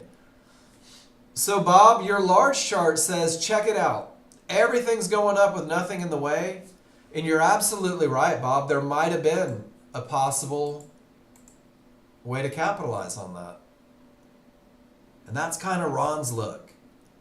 When everything's screaming with nothing in the way, you're going to find ways to capitalize. You're going to see more trades. You're going to see better trades. You're going to see low risk. You're going to see high profit. You're going to see all those things that you're looking for. Steve Diego, I almost skipped you, brother. I was like, man, I know I had one from Steve in here. Sorry about that. Hey guys, if I ever miss your picture, tell me. I never miss it on purpose. I never skip anybody on purpose. If I ever miss your picture, please let me know. All right, so this is the NASDAQ. Odds favorable momentum. Everything says up. Potential to break on this one. Instead of taking the potential to break with divergence, you let everything get above it, find a way in, and find a way out of trouble. Quick 195. I love it. With divergence, waited for reversal off mid-band at favorable large triggers on a 50-50 trade. Beautiful trading, Steve. Understanding it's not perfect, letting it get better before you entered. Great job. If you guys are new, this is what we do. This is the second half of every day. What are these? Haha, great question, Tracy. What are these gold lines on the large and small chart? So, we'll use it on NASDAQ. This gold bar, Tracy, is where, well, that was fast, wasn't it? This is where this bar will become a reversal bar down. If price goes down, let's see if it does it. If price goes down, that is where, come on, you can do it. It has to hit that price to create a reversal bar. If it doesn't hit that price, you'll keep getting up bars. And there it goes. You keep getting up bars. So you have them on both charts. Here we go. Maybe it'll do it again. I don't know. That's odds favorable to the upside. But guys, this is the NASDAQ, and the NASDAQ is absolutely psycho. But these bars, let me go back to your picture, define where this bar would become a down bar, where this bar would become a down bar. That's all it is. Let me show you how you can use it, though. I'm going to go to the spreadsheet. Inside of the spreadsheet under the client trades, there's a lot of pictures called gap theory, Tracy. And ladies and gentlemen, this is a large dart chart endeavor. They are, David. Enjoy the volatility. They're cranking today. Well, that one doesn't have a picture of the reversal bar. Look how many gap theory there are on here. So what it means is on the large chart, for you guys, if price reaches a Fibonacci area and the large triggers are below that reversal bar marker, and there's room for an entire bar before price hits those triggers, this is called the gap theory, and price is likely to close the gap back to those triggers. So you're going to see it at highs and lows. It's also the same concept that lets you know that the large chart mid-band is behaving as a termination condition. If price hits the mid-band and there's room for a full bar, no long trades. Don't get suckered into the long trade. It's likely to close the gap back to those triggers. So Tracy, that's what you're going to use the reversal bar for on the large chart, is defining that gap theory. On the small chart, maybe you're waiting for that confirmation bar to enter the trade because your entry isn't perfect. That shows you exactly where that reversal bar is going to form, so there's no guesswork. Does that help a little bit? So watch, if it hits it, we'll get a reversal bar.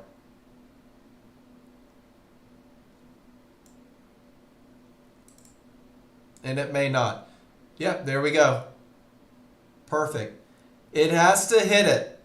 When it hits it, it creates a reversal bar. Unless the market is so volatile that it can hit that price and it's so fast it doesn't. That's a NASDAQ thing that will happen every now and then on simulator. So if I'm looking for an entry, I'll put a stop order like a tick above. That way I force it to do a reversal bar plus a tick. Not that there's a trade to be had there. But it just defines where it's at. So guys, this is the NASDAQ. We already know the NASDAQ is psycho, right? We know that it trades faster than the other markets. I want you guys to see something. How you can use a market this fast as a study tool. My goodness, that's only 10:27 right there. That's 17 minutes ago. And all this has happened. That's untradeable. But let's start at 10:27. Can I show you guys the value of pictures?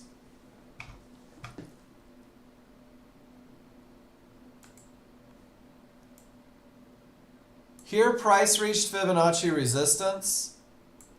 And we'll do it right there. It does it there as well. I want you to see how you become great at this without ever having to take a trade. Price reached area. Triggers below. No long trades. Term. Rule 2 not met. So for you newer users, can you give me a why? If you see that that is in fact a termination condition, that the recipe's not hard. All you have to do is say to yourself, price reached an area, triggers remain below, don't trade into it, right? And it did it here, and it did it here, and it did it here, as well as here. And there's termination conditions all over the place. And you could also say, that's strong triggers. Use your call out, right? Smalls above large, all green, space, momentum, rule 1, odds favorable momentum, whatever you want to put to make sure that you understand that's what it looks like for momentum.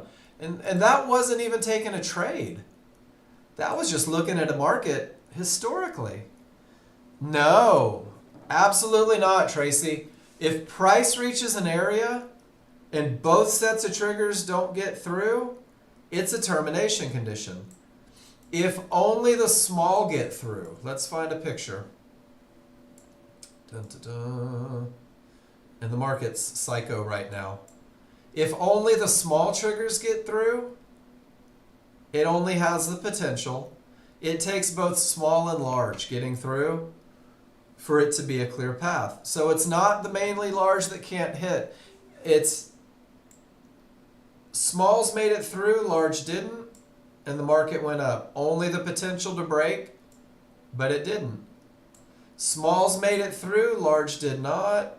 Oh, then it starts to break, boom, and it's going up. Price reaches, no triggers. There's your reversal again. Price reaches, no triggers. There's your reversal again. Look at the fight. Right at a fib.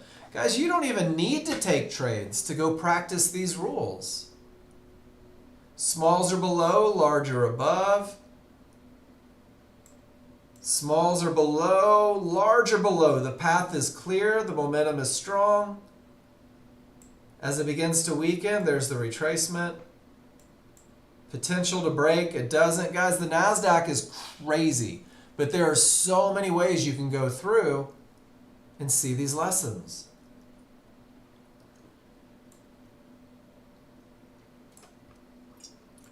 Oh, you tell your wife I said thank you. Look what else you can do. There's that. Whoa, I lost it. Oh my gosh, there we go. There's that momentum, hasn't reached the area, cleared the previous. Do you guys see that tail?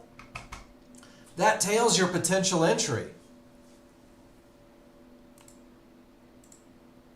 This tail is a potential entry.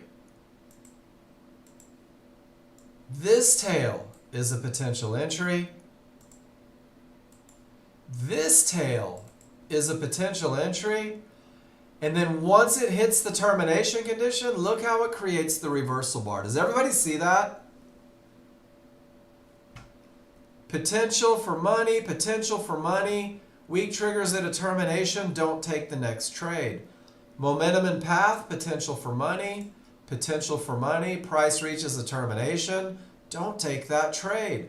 It retests the termination. No reason to take that trade. Mid-band hit, large triggers a full bar away. Don't go short. Potential to break, divergence. Are you guys following me here? And look at this. Oh my goodness. Weakness, and there's a reversal. Odds favorable, potential to break, maybe an entry. Odds potential. Boom, there's another tail. It doesn't make it. Everything reverses. Odds favorable. I love this stuff. We haven't taken a trade, guys. All we've done... Whoa, what did I do? Stretch that one out. All we've done is circle potential trades. Look at this, all the way up. Momentum and tails. Momentum and tail. Gets caught in a range. Momentum and tail. Termination, reversal. There's the tail. Goes back up, doesn't break. Full bar away. Now we have momentum. We have a clear path. We have an area inside of favorable large triggers. So if you're new, NASDAQ's too fast to trade. If you're me, 5 years in, NASDAQ is probably too fast to trade. But the lessons are real. Momentum and path. There's one of those tails. What's it look like? Looks like a pullback right to the mid-band, right to resistance, right inside of triggers. And sure enough, the market went down. There's 3 divergences from the middle of nowhere, signaling that the market may push up. Momentum, path, pulled right back to the mid-band inside of favorable large triggers. And guys, look at it go down. Pretty outstanding, isn't it? Circle the tail. It lines up with the top of the move. I love this stuff. Is there the potential to $400 to $500 a day? Darn near every day. Darn near every day. Are you going to be able to find it on day one? Maybe not. All right, Josh. Josh, is your dad at your computer? Because you held this trade beautifully. You had a termination condition that reversed the market. That reversal created odds favorable momentum. Price did not reach an area. Odds favorable, yes. Clear path, yes. Pulls back to the mid-band at triggers. You don't want that risk, so you get in on the way up. Absolutely beautiful. First profit, second profit. Josh, I haven't seen you post in a while, but this is everything you told me you were going to do. This is everything you've been working for, man. Thank you for being gone 2 weeks. I know that's your job. But that's awesome. Great hold. That's the part that I really want to high-five you about. Is it used to be you'd get in right here and you'd get out right here and say, well, I made 40 bucks. Hell yeah, I'm a winner. And now you're like, oh my gosh, with this look, I can hold more. You, my friend, are a rock star. I like it. Great stuff. New users, do you see it? Black Prince, Harry, JR. Odds favorable and clear path led the way. He's still not quite comfortable getting in at the area right at the top of the triggers. So he gets in a couple ticks late with a little confirmation. This is all we're learning. That's all we're doing right now, is we're learning how to do this.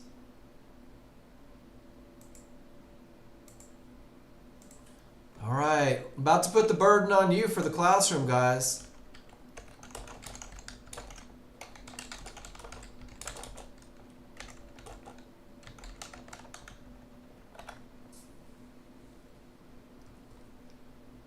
So let's go back and review. How do I enter the market? I enter the market when I have momentum, when the path is clear, and I define my entry, right? That's when it's time to pull the trigger. We've talked about the rules, guys, and all you have to do is learn what they look like by themselves. You can simulate, you can post, you can see the feedback. You've got a trade plan. You know it works. There it is. It just worked. You just got to learn how to do it. Ron says, craziest Monday I've ever seen. I agree. Between OPEC and the tariff effect, man, I don't know that the tariff effect is... That is speculation, leading the witness. See you tomorrow. Have a good one. Everything says down off of termination. He lets it clear. He has the path. He gets out. Pretty outstanding, Ron. Hope you enjoy your afternoon. Go swing some golf clubs. Kurt. Solid double top with a pivot stop out. Everything says down. Was waiting for the 50-50. It gave you the... Man. All right, Kurt. There's a couple things I want to talk about. If you don't mind, I'm going to go swing the hedge trimmer. Have fun with that.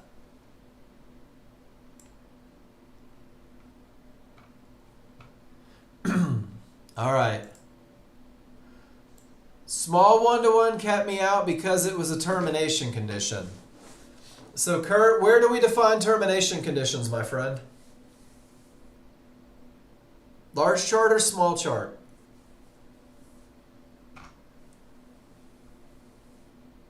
Large. So you're going to tell me, and this is exactly what this is, you're going to tell me that this tiny little swing that created that insignificant pink dot is enough to keep you out of a trade on a tiny little chart. The answer's got to be no. Hell no. These pink one-to-ones, my friend, have nothing to do with anything. And let me show you something. I've been hounding my brother to do this forever, and he's not. I want you to go to your small chart. Hey guys, if you are trading ES and crude oil, I want you to go to your small chart, and I want you to right-click on it right now. And I want you to go to indicators, and I want you to click on it. And I want you to scroll to the bottom, and right here, Kurt, where it says small swing one-to-ones, expand it, and go from magenta to transparent, and apply. And get rid of those damn small swing one-to-ones, because on a chart this small, they mean nothing. They are so insignificant, all they are is a distraction. Cool? That's the first thing I wanted to talk about.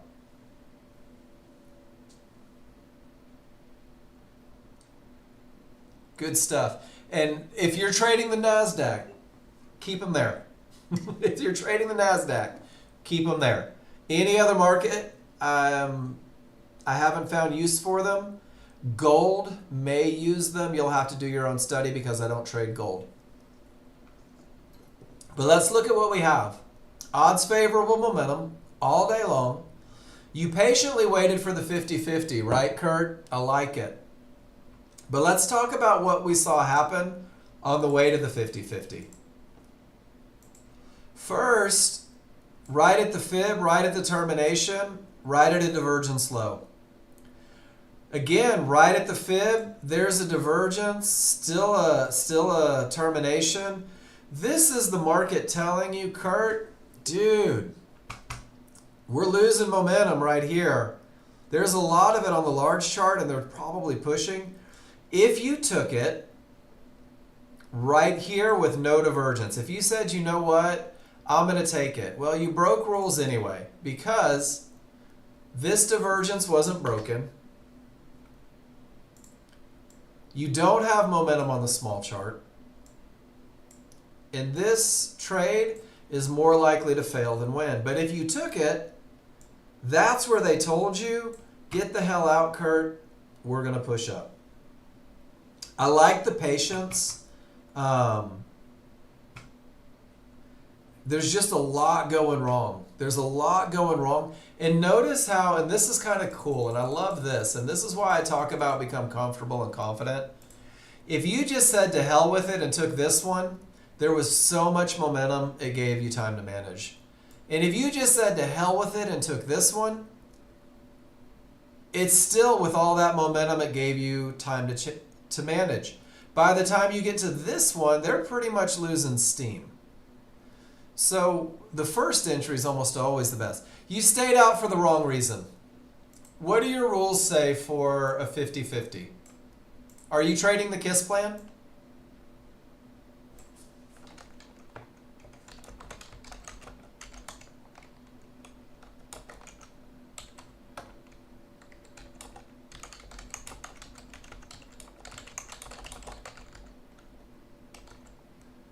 So first, you don't have momentum on the small chart.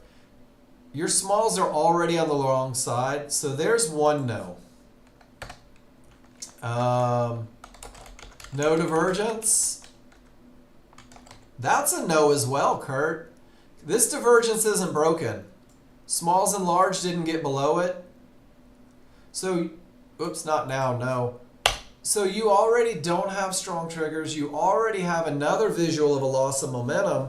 Do you remember that divergence is a loss of momentum? That weak triggers is a loss of momentum? And I'm going to show you why I ask that in such a rhetorical fashion. So check this out, Kurt. And this is what I hope you dig.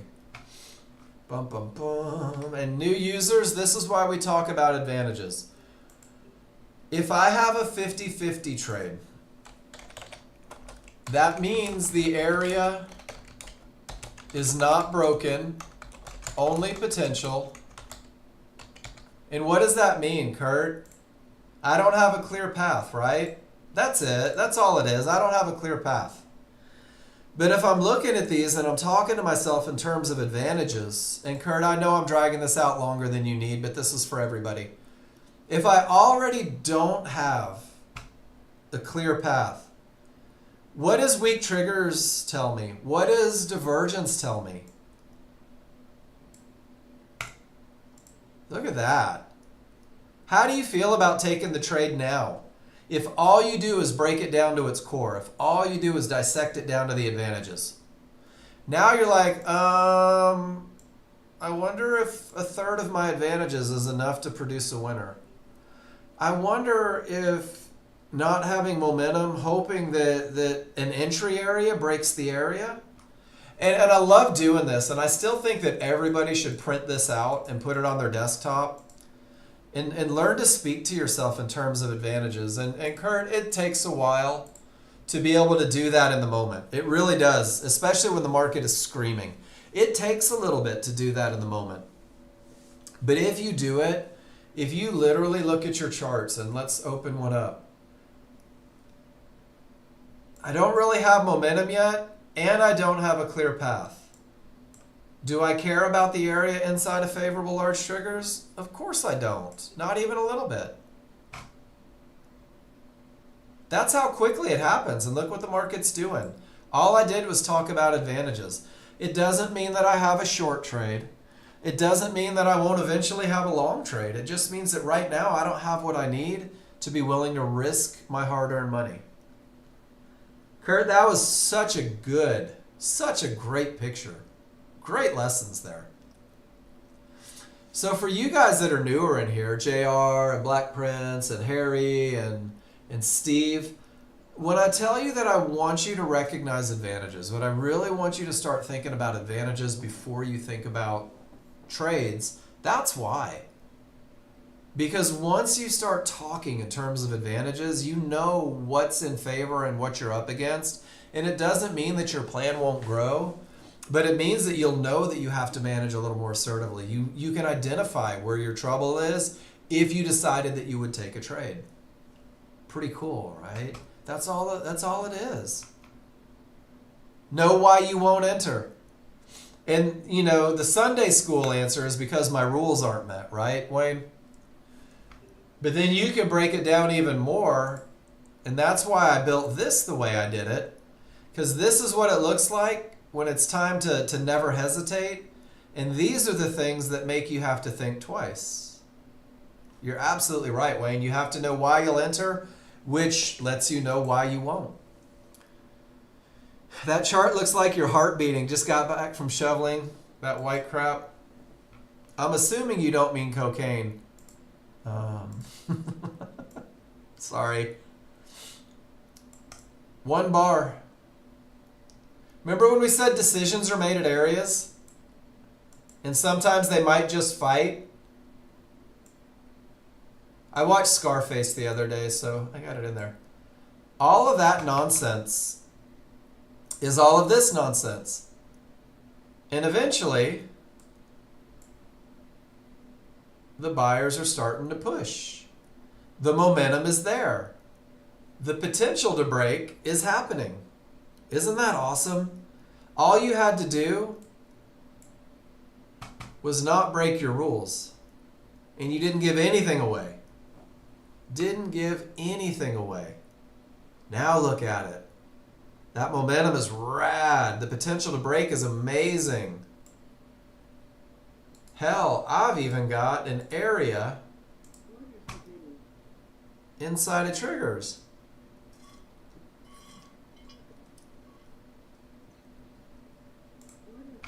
And that's what we're doing every time. What do I see? What does it mean to me? S&P is railing up. NASDAQ.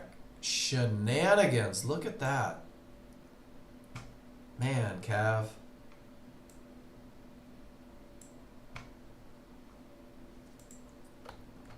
All right, guys. That's my second hour. We survived it. I'm going to go take a break and refill my drink. Scratch my dog behind the ears. Sleeping is overrated.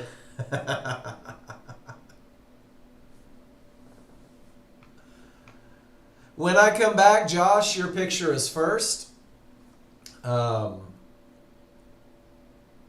we'll talk about it, momentum path and entry. This is where I really want you guys, I ask this before my second break every day. This is where I want you guys to think about it. What do I want help with, right? Do I need help taking pictures? Do I need help posting into the spreadsheet? Do I need help identifying momentum? Do I need help identifying termination conditions? This is where I want you to ask for help if you need help. This is where I want you to post in the room. If you're concerned that I'm going to go, oh, Bob just asked about momentum. Bob's an idiot. I sure hope I see him in the grocery store. Guys, nobody's ever going to see you in the grocery store. Nobody's ever going to call you out for not knowing something. And I have built a career out of not knowing things and being willing to ask when I don't know things, because that's the only way you get answers. Look at that. It didn't make it below the triggers on that potential to break, which means your stop didn't get hit and the market's heading in the direction on that potential to break. But if divergence prints, that's kind of a killer. I'll be back in 5 minutes, guys. Start posting pictures and questions for me.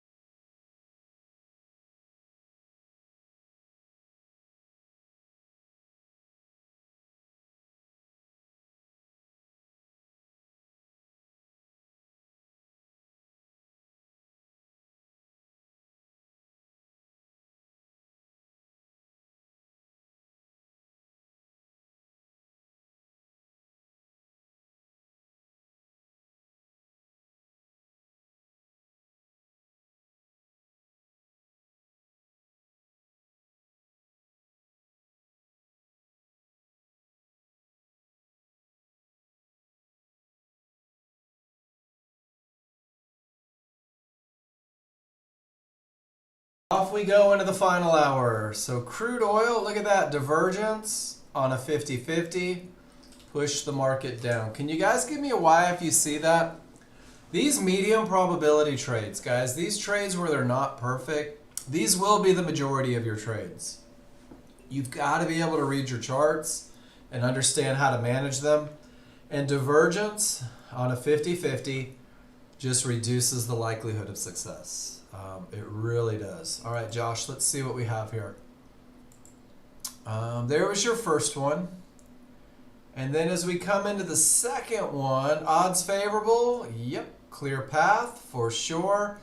Entered at the mid-band, great entry. Hit your first target, out break even.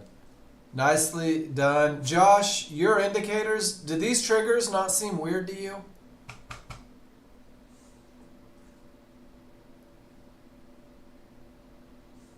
You did reset them? Okay, I was like, those look crazy. But I mean, this is it again. This is momentum. There's the separation. It just happened. Hasn't reached a thing. Pull back to an area inside of favorable large triggers. $100 break even plus a tick. All day long, Josh. You're killing it, man. Great job. All right, Bob B. Your fibs don't look like mine on Live CL. Either large or small. All right, so a couple different things. 1113, 1113, we're both in the same range. March 23rd.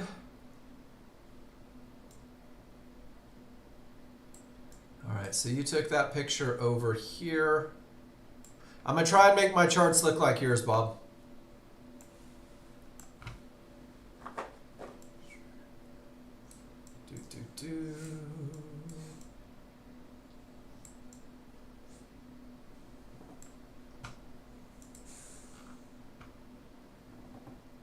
That was 952 showing there.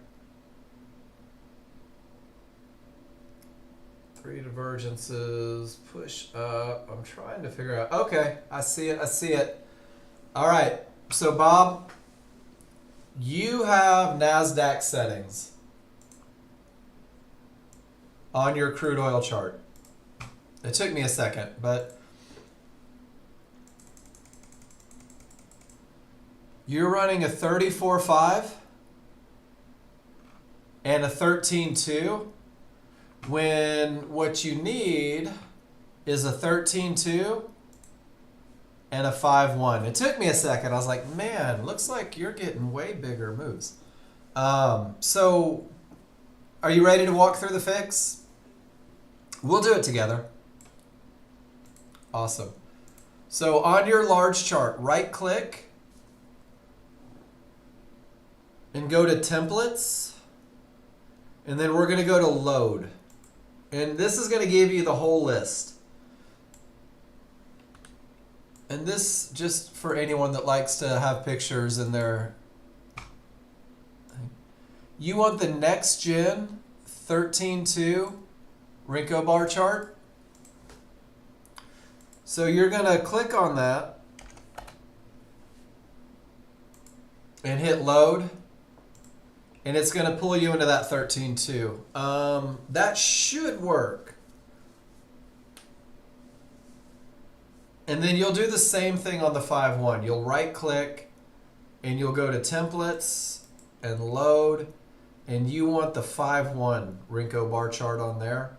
And that should get you taken care of. The only thing that you'll want to check after you put those on there, are you still with me, Bob?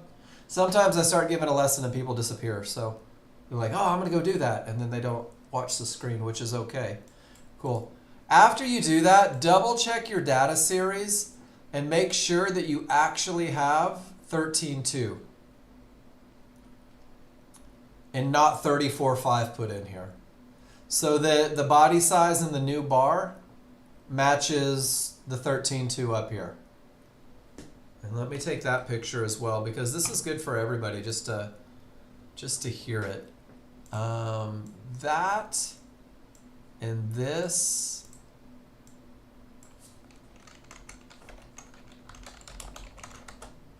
should match. And that way you know that you have the right everything going on. But that's why they were different.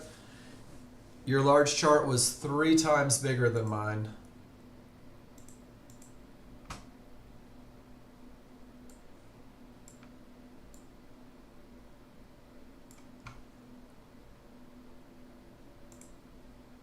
And let me know if that fixes everything for you, Bob. If it doesn't, if for some reason it doesn't, you can always go with Jason. You can always do a rebuild.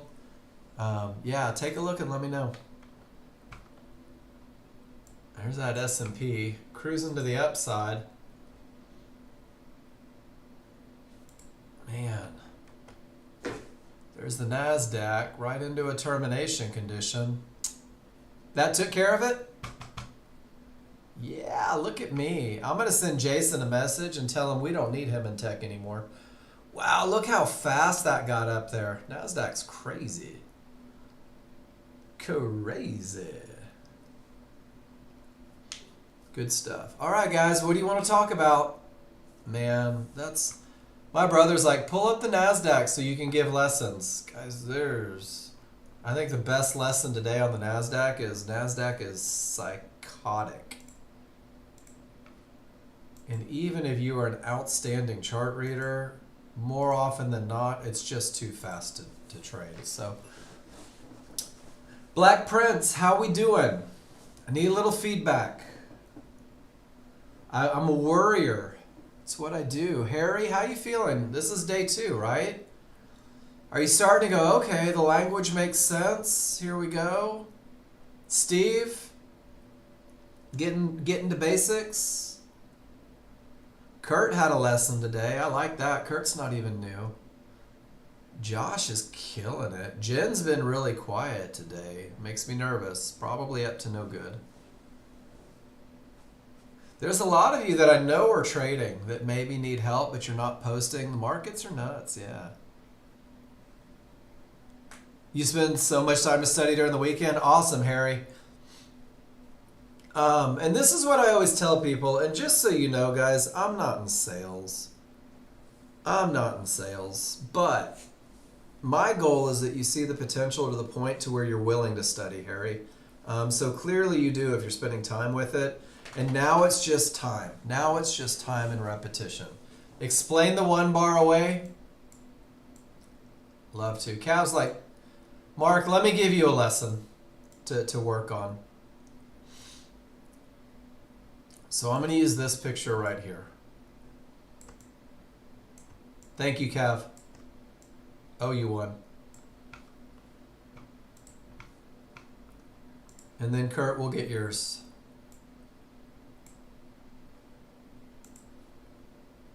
Cav's like, I don't need this lesson, but somebody might. So we're going to do this. I'm going to cover up the small chart because I don't need it. And I'm going to Theory, gap theory. So Tracy, this goes back to your question about those reversal bar markers.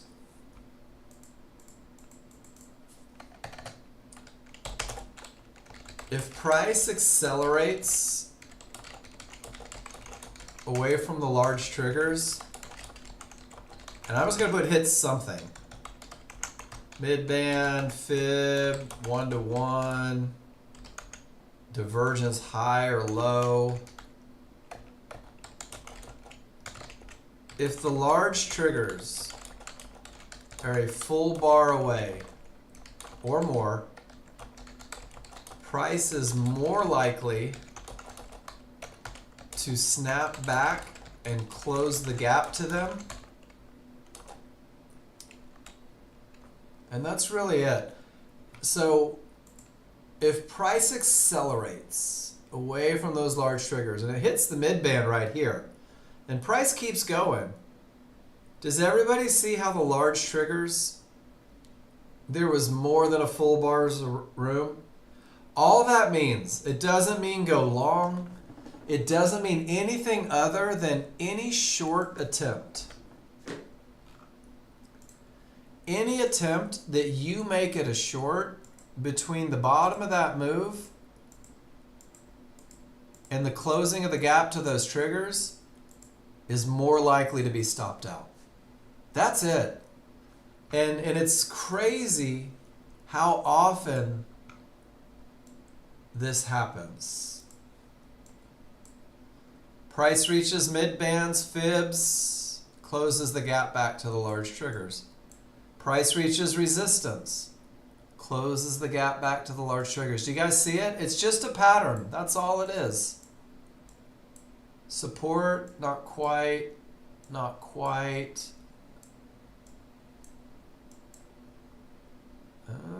Not quite there either. There it is.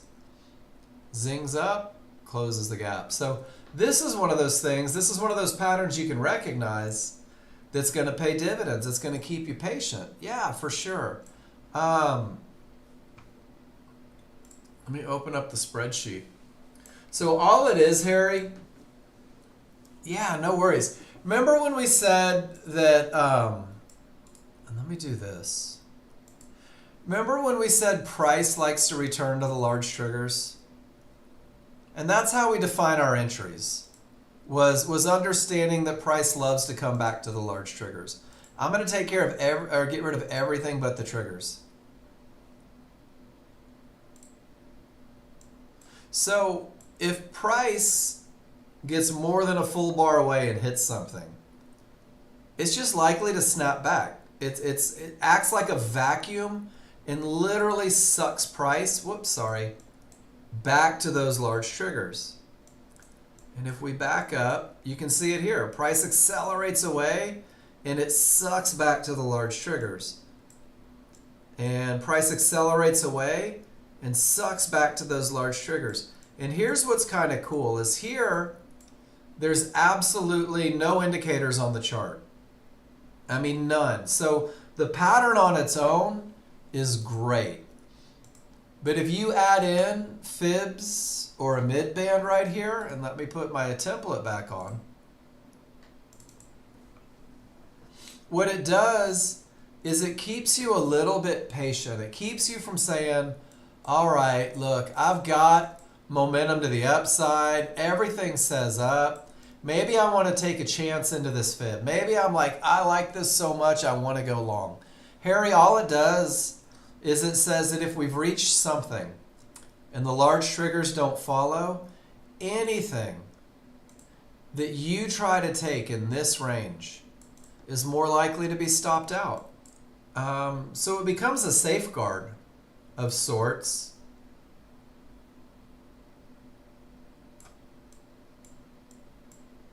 But it keeps you from getting starstruck about that mid band, thinking, man, I sure hope it goes up. And even on your small chart, do you see how the synthetic triggers, which are just the large triggers from the large chart, do you see how far away they are? And if we know that your first stop placement is 4 to 5 ticks below, do you really want to take that trade with that much risk? And the gap theory helps keep you out of these a little bit. And then eventually, there might be a point where you capitalize on the gap theory and you turn it into a trade to go back to those large triggers because of conditions. Does that help a little bit? Awesome. But I always say just scroll back and you'll be amazed at how many times it bounces and goes back to the large triggers. And not only does this help you kind of learn how to not get jumpy the other direction, you're going to see it pull back to the large triggers so many times, Harry, that it's going to help you a lot on defining your entry. It's going to help you a lot. So here we have it. Price reaches support. See how the large triggers are all the way up at that reversal bar marker, but they're below it. So they're not quite a full bar away. And that's what it looks like live. If these large triggers were above the reversal bar marker, meaning that there was room for an entire bar to print before they got hit, that would be the gap theory that we just spoke of. That would be this right here. Maybe ES does not have it happening. No worries. So if you said, all right, on my small chart, I'm going to go in at the mid band, knowing that it could still go up to those triggers might pay dividends if you were trying to trade into support. Good stuff.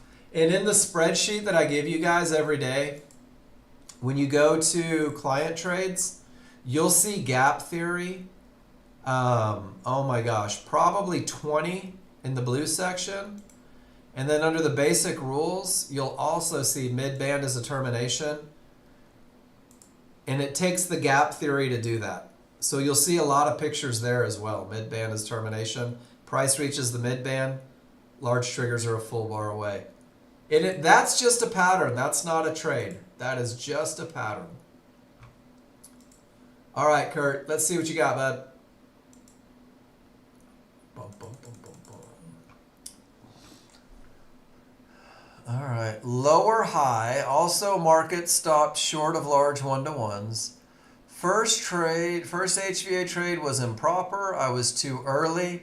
Didn't wait for the triggers to roll. HVA rules met. Termination condition. Triggers rolled. Also not a very strong trending market. The opposite direction.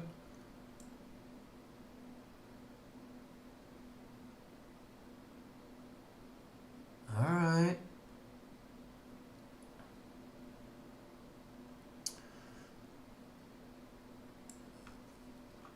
So Kurt, I agree this one was too early.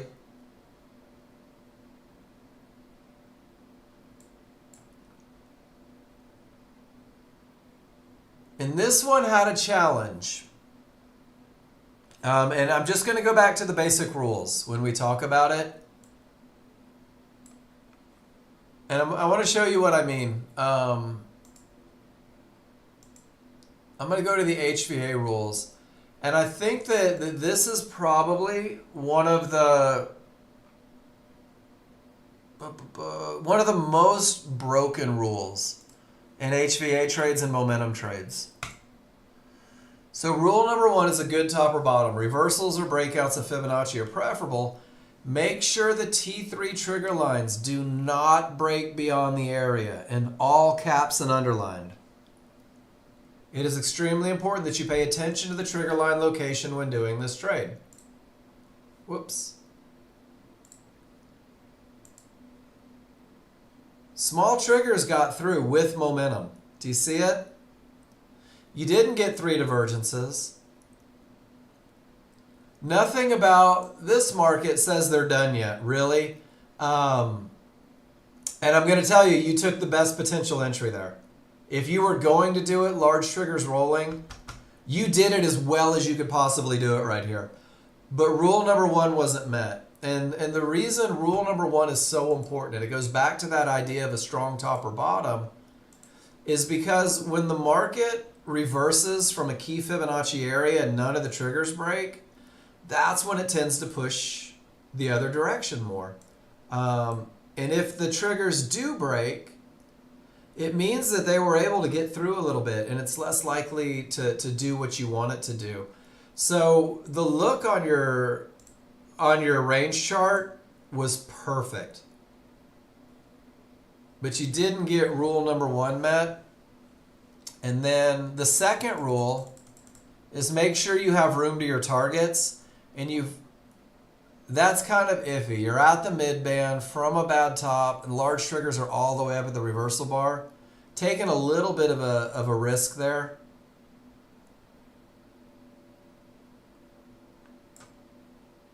So the quick profits, I like. Quick profits I like, not risking it, not holding it, because now your fast triggers are against you, and these are hard to fight. Great trade. I love this. I think you did a great job with it. I think that one was a little early. You knew it was. I think this one, if you were going to take a shot without the perfect trigger look, you did it in such the right spot that risk was virtually nothing. And sometimes you take those chances. Good stuff, man. But that's why I talk about everything that you learn from the high probability trend trade will carry over into the other trades. Everything that you learn from the high probability trend trade, you're going to see in the other trades. And understanding them is pretty much going to be a requirement to be able to take the trades effectively. So now I have a termination. Now I have odds favorable, potential to break 72.52. And if I get a pullback, my lowest point of resistance inside of triggers happens to be a midband. Does everybody see it? So Harry and you guys, this is what it's going to look like live. When you get that reversal bar, whoa. Termination, full reversal, odds favorable, only the potential to break. Reversal bar prints, where are my triggers? They define where the retracement is most likely to occur. Where are my areas inside of those triggers? Defines where the market is most likely to bounce. My limit order goes a couple ticks below that lowest area. That's the pattern right there. That's exactly what the pattern looks like. This one has a little wrench in the gears because this is a loss of momentum when it's only the potential to break. So if you're optimizing your chances of success, if you're following the KISS plan, this would not be your entry. But the great thing is that if I get filled, I know exactly where my stop has to go. 4 to 5 ticks above the trigger lines. Oh my gosh, it hit me twice and didn't fill. Can you believe it? Maybe it's not my money. That's going to happen every now and then. Let's see what happens. You guys want to play this one out? We won't chase it. We'll force it to come to us. We will go full KISS plan. Oh, man, that was it. They hit it and didn't fill. Should I just jump in? What do you guys think? Should I increase my risk dramatically? Cav, the answer is no.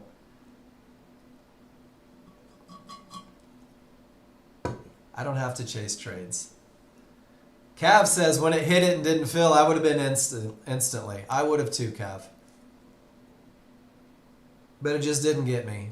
But it would have if I had had my head on straight and got my order 2 ticks below. Oh, I thought you were. I was like, Cav, no. You're giving the kids bad habits.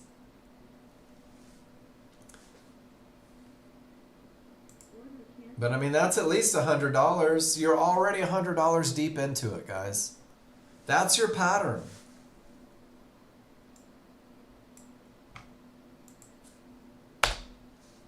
That's an example of it just not being your trade, just not being your money.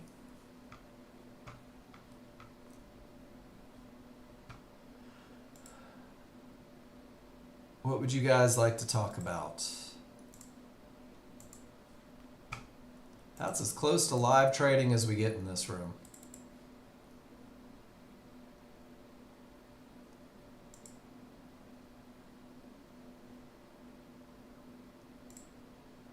But that's the pattern. They may even come back and get you. Who knows?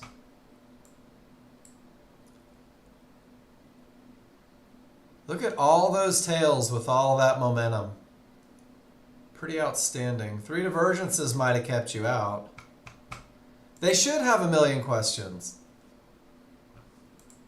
I'm going to tell you guys a story. I don't know if we still have new people in here. You might appreciate this. You may not.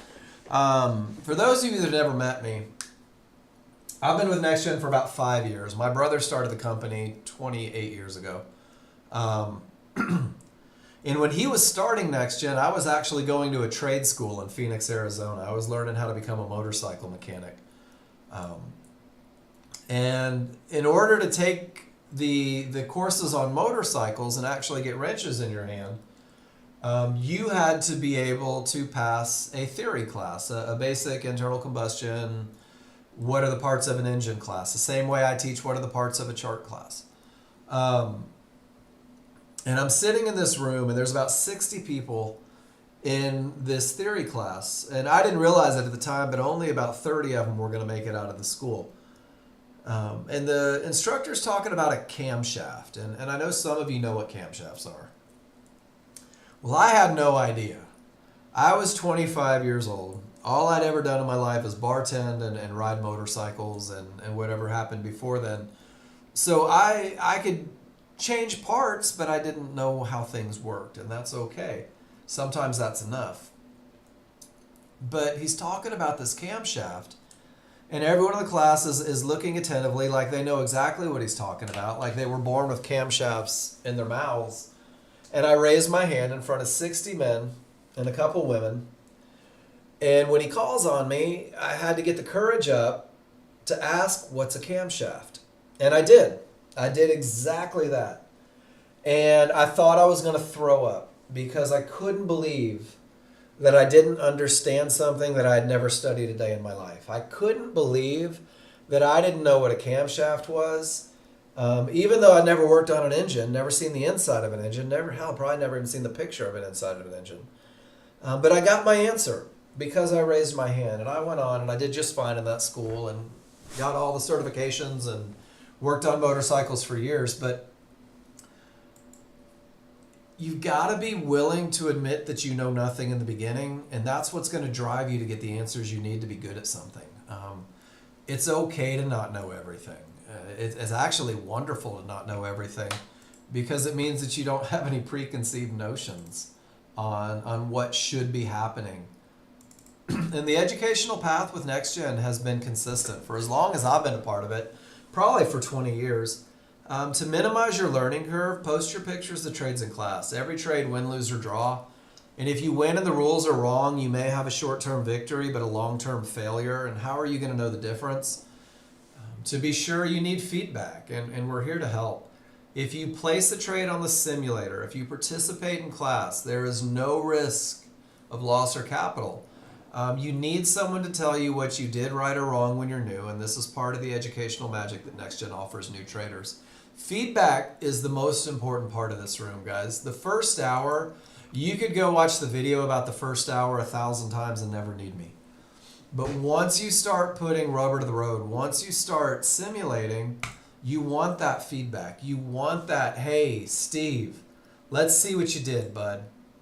And Steve said, check it out, Mark. I don't really have a strong top, and I don't really have the best momentum, and the area is not quite broken.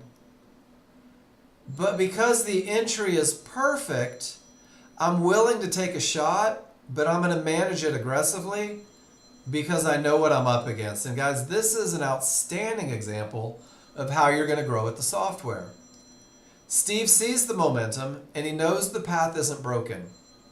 He has an area inside of favorable large triggers and he knows it's not perfect, so he manages aggressively. So if we went back to that thing we did for you, Kurt, advantages. He knew he had momentum, but he didn't have a clear path, but he did have an entry area. And Steve, correct me if I'm wrong. Make this a little bigger. I get pretty good at reading y'all's brains. Steve said, with one advantage gone, it's not perfect, so I'll manage aggressively and take quick profits. Then wait for the next one. And all he had to do was say, okay, I don't have a clear path, but with momentum in an entry area, I can probably squeeze a little something out of this. Does that make sense, Steve? Does that sound about right? And that's exactly what you did. Beautiful. And you even waited for confirmation. And it happened fast. Nothing like $200 in 8 seconds, guys. That's a rodeo trade.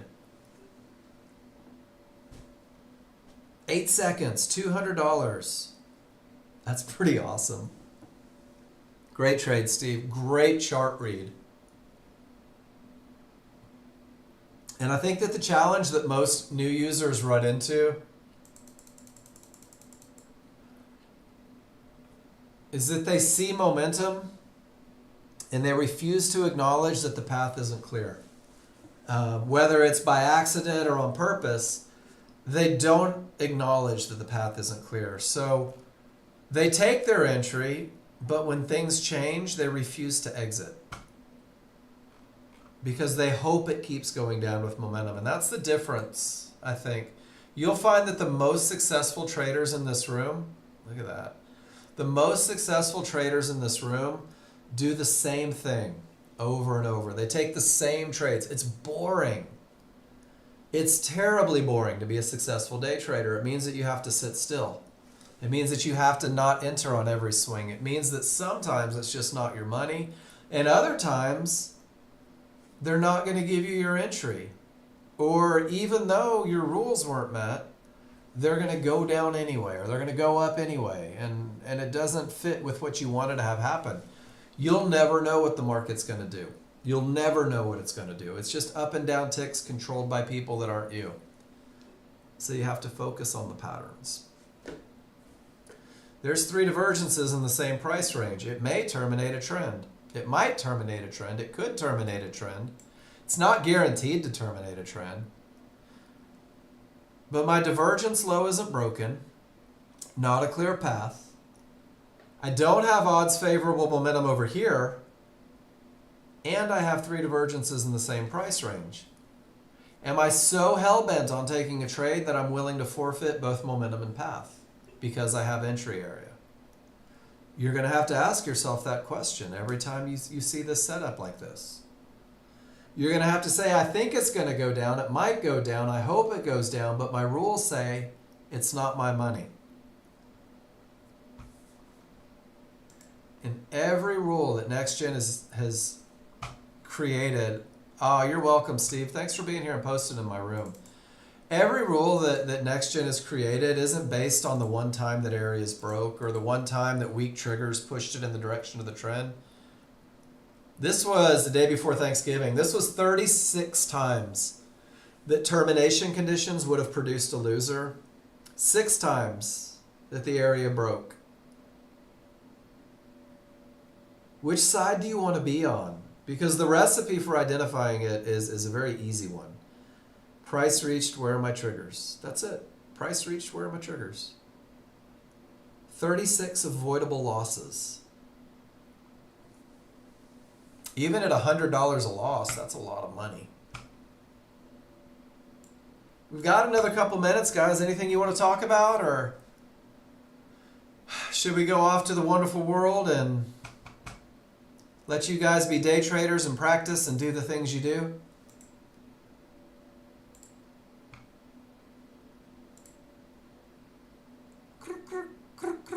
That's my crickets noise. I drove my dogs nuts. All right, Wayne. I'll wait for you. Ellie, you're good, baby.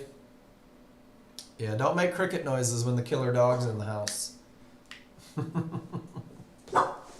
Yeah, you tell these guys. Go take some pictures. You too, Josh. Great trading today, man. Great trading today. How about that one? Beginning of momentum, nothing in the way. Perfect entry. Easy money right there.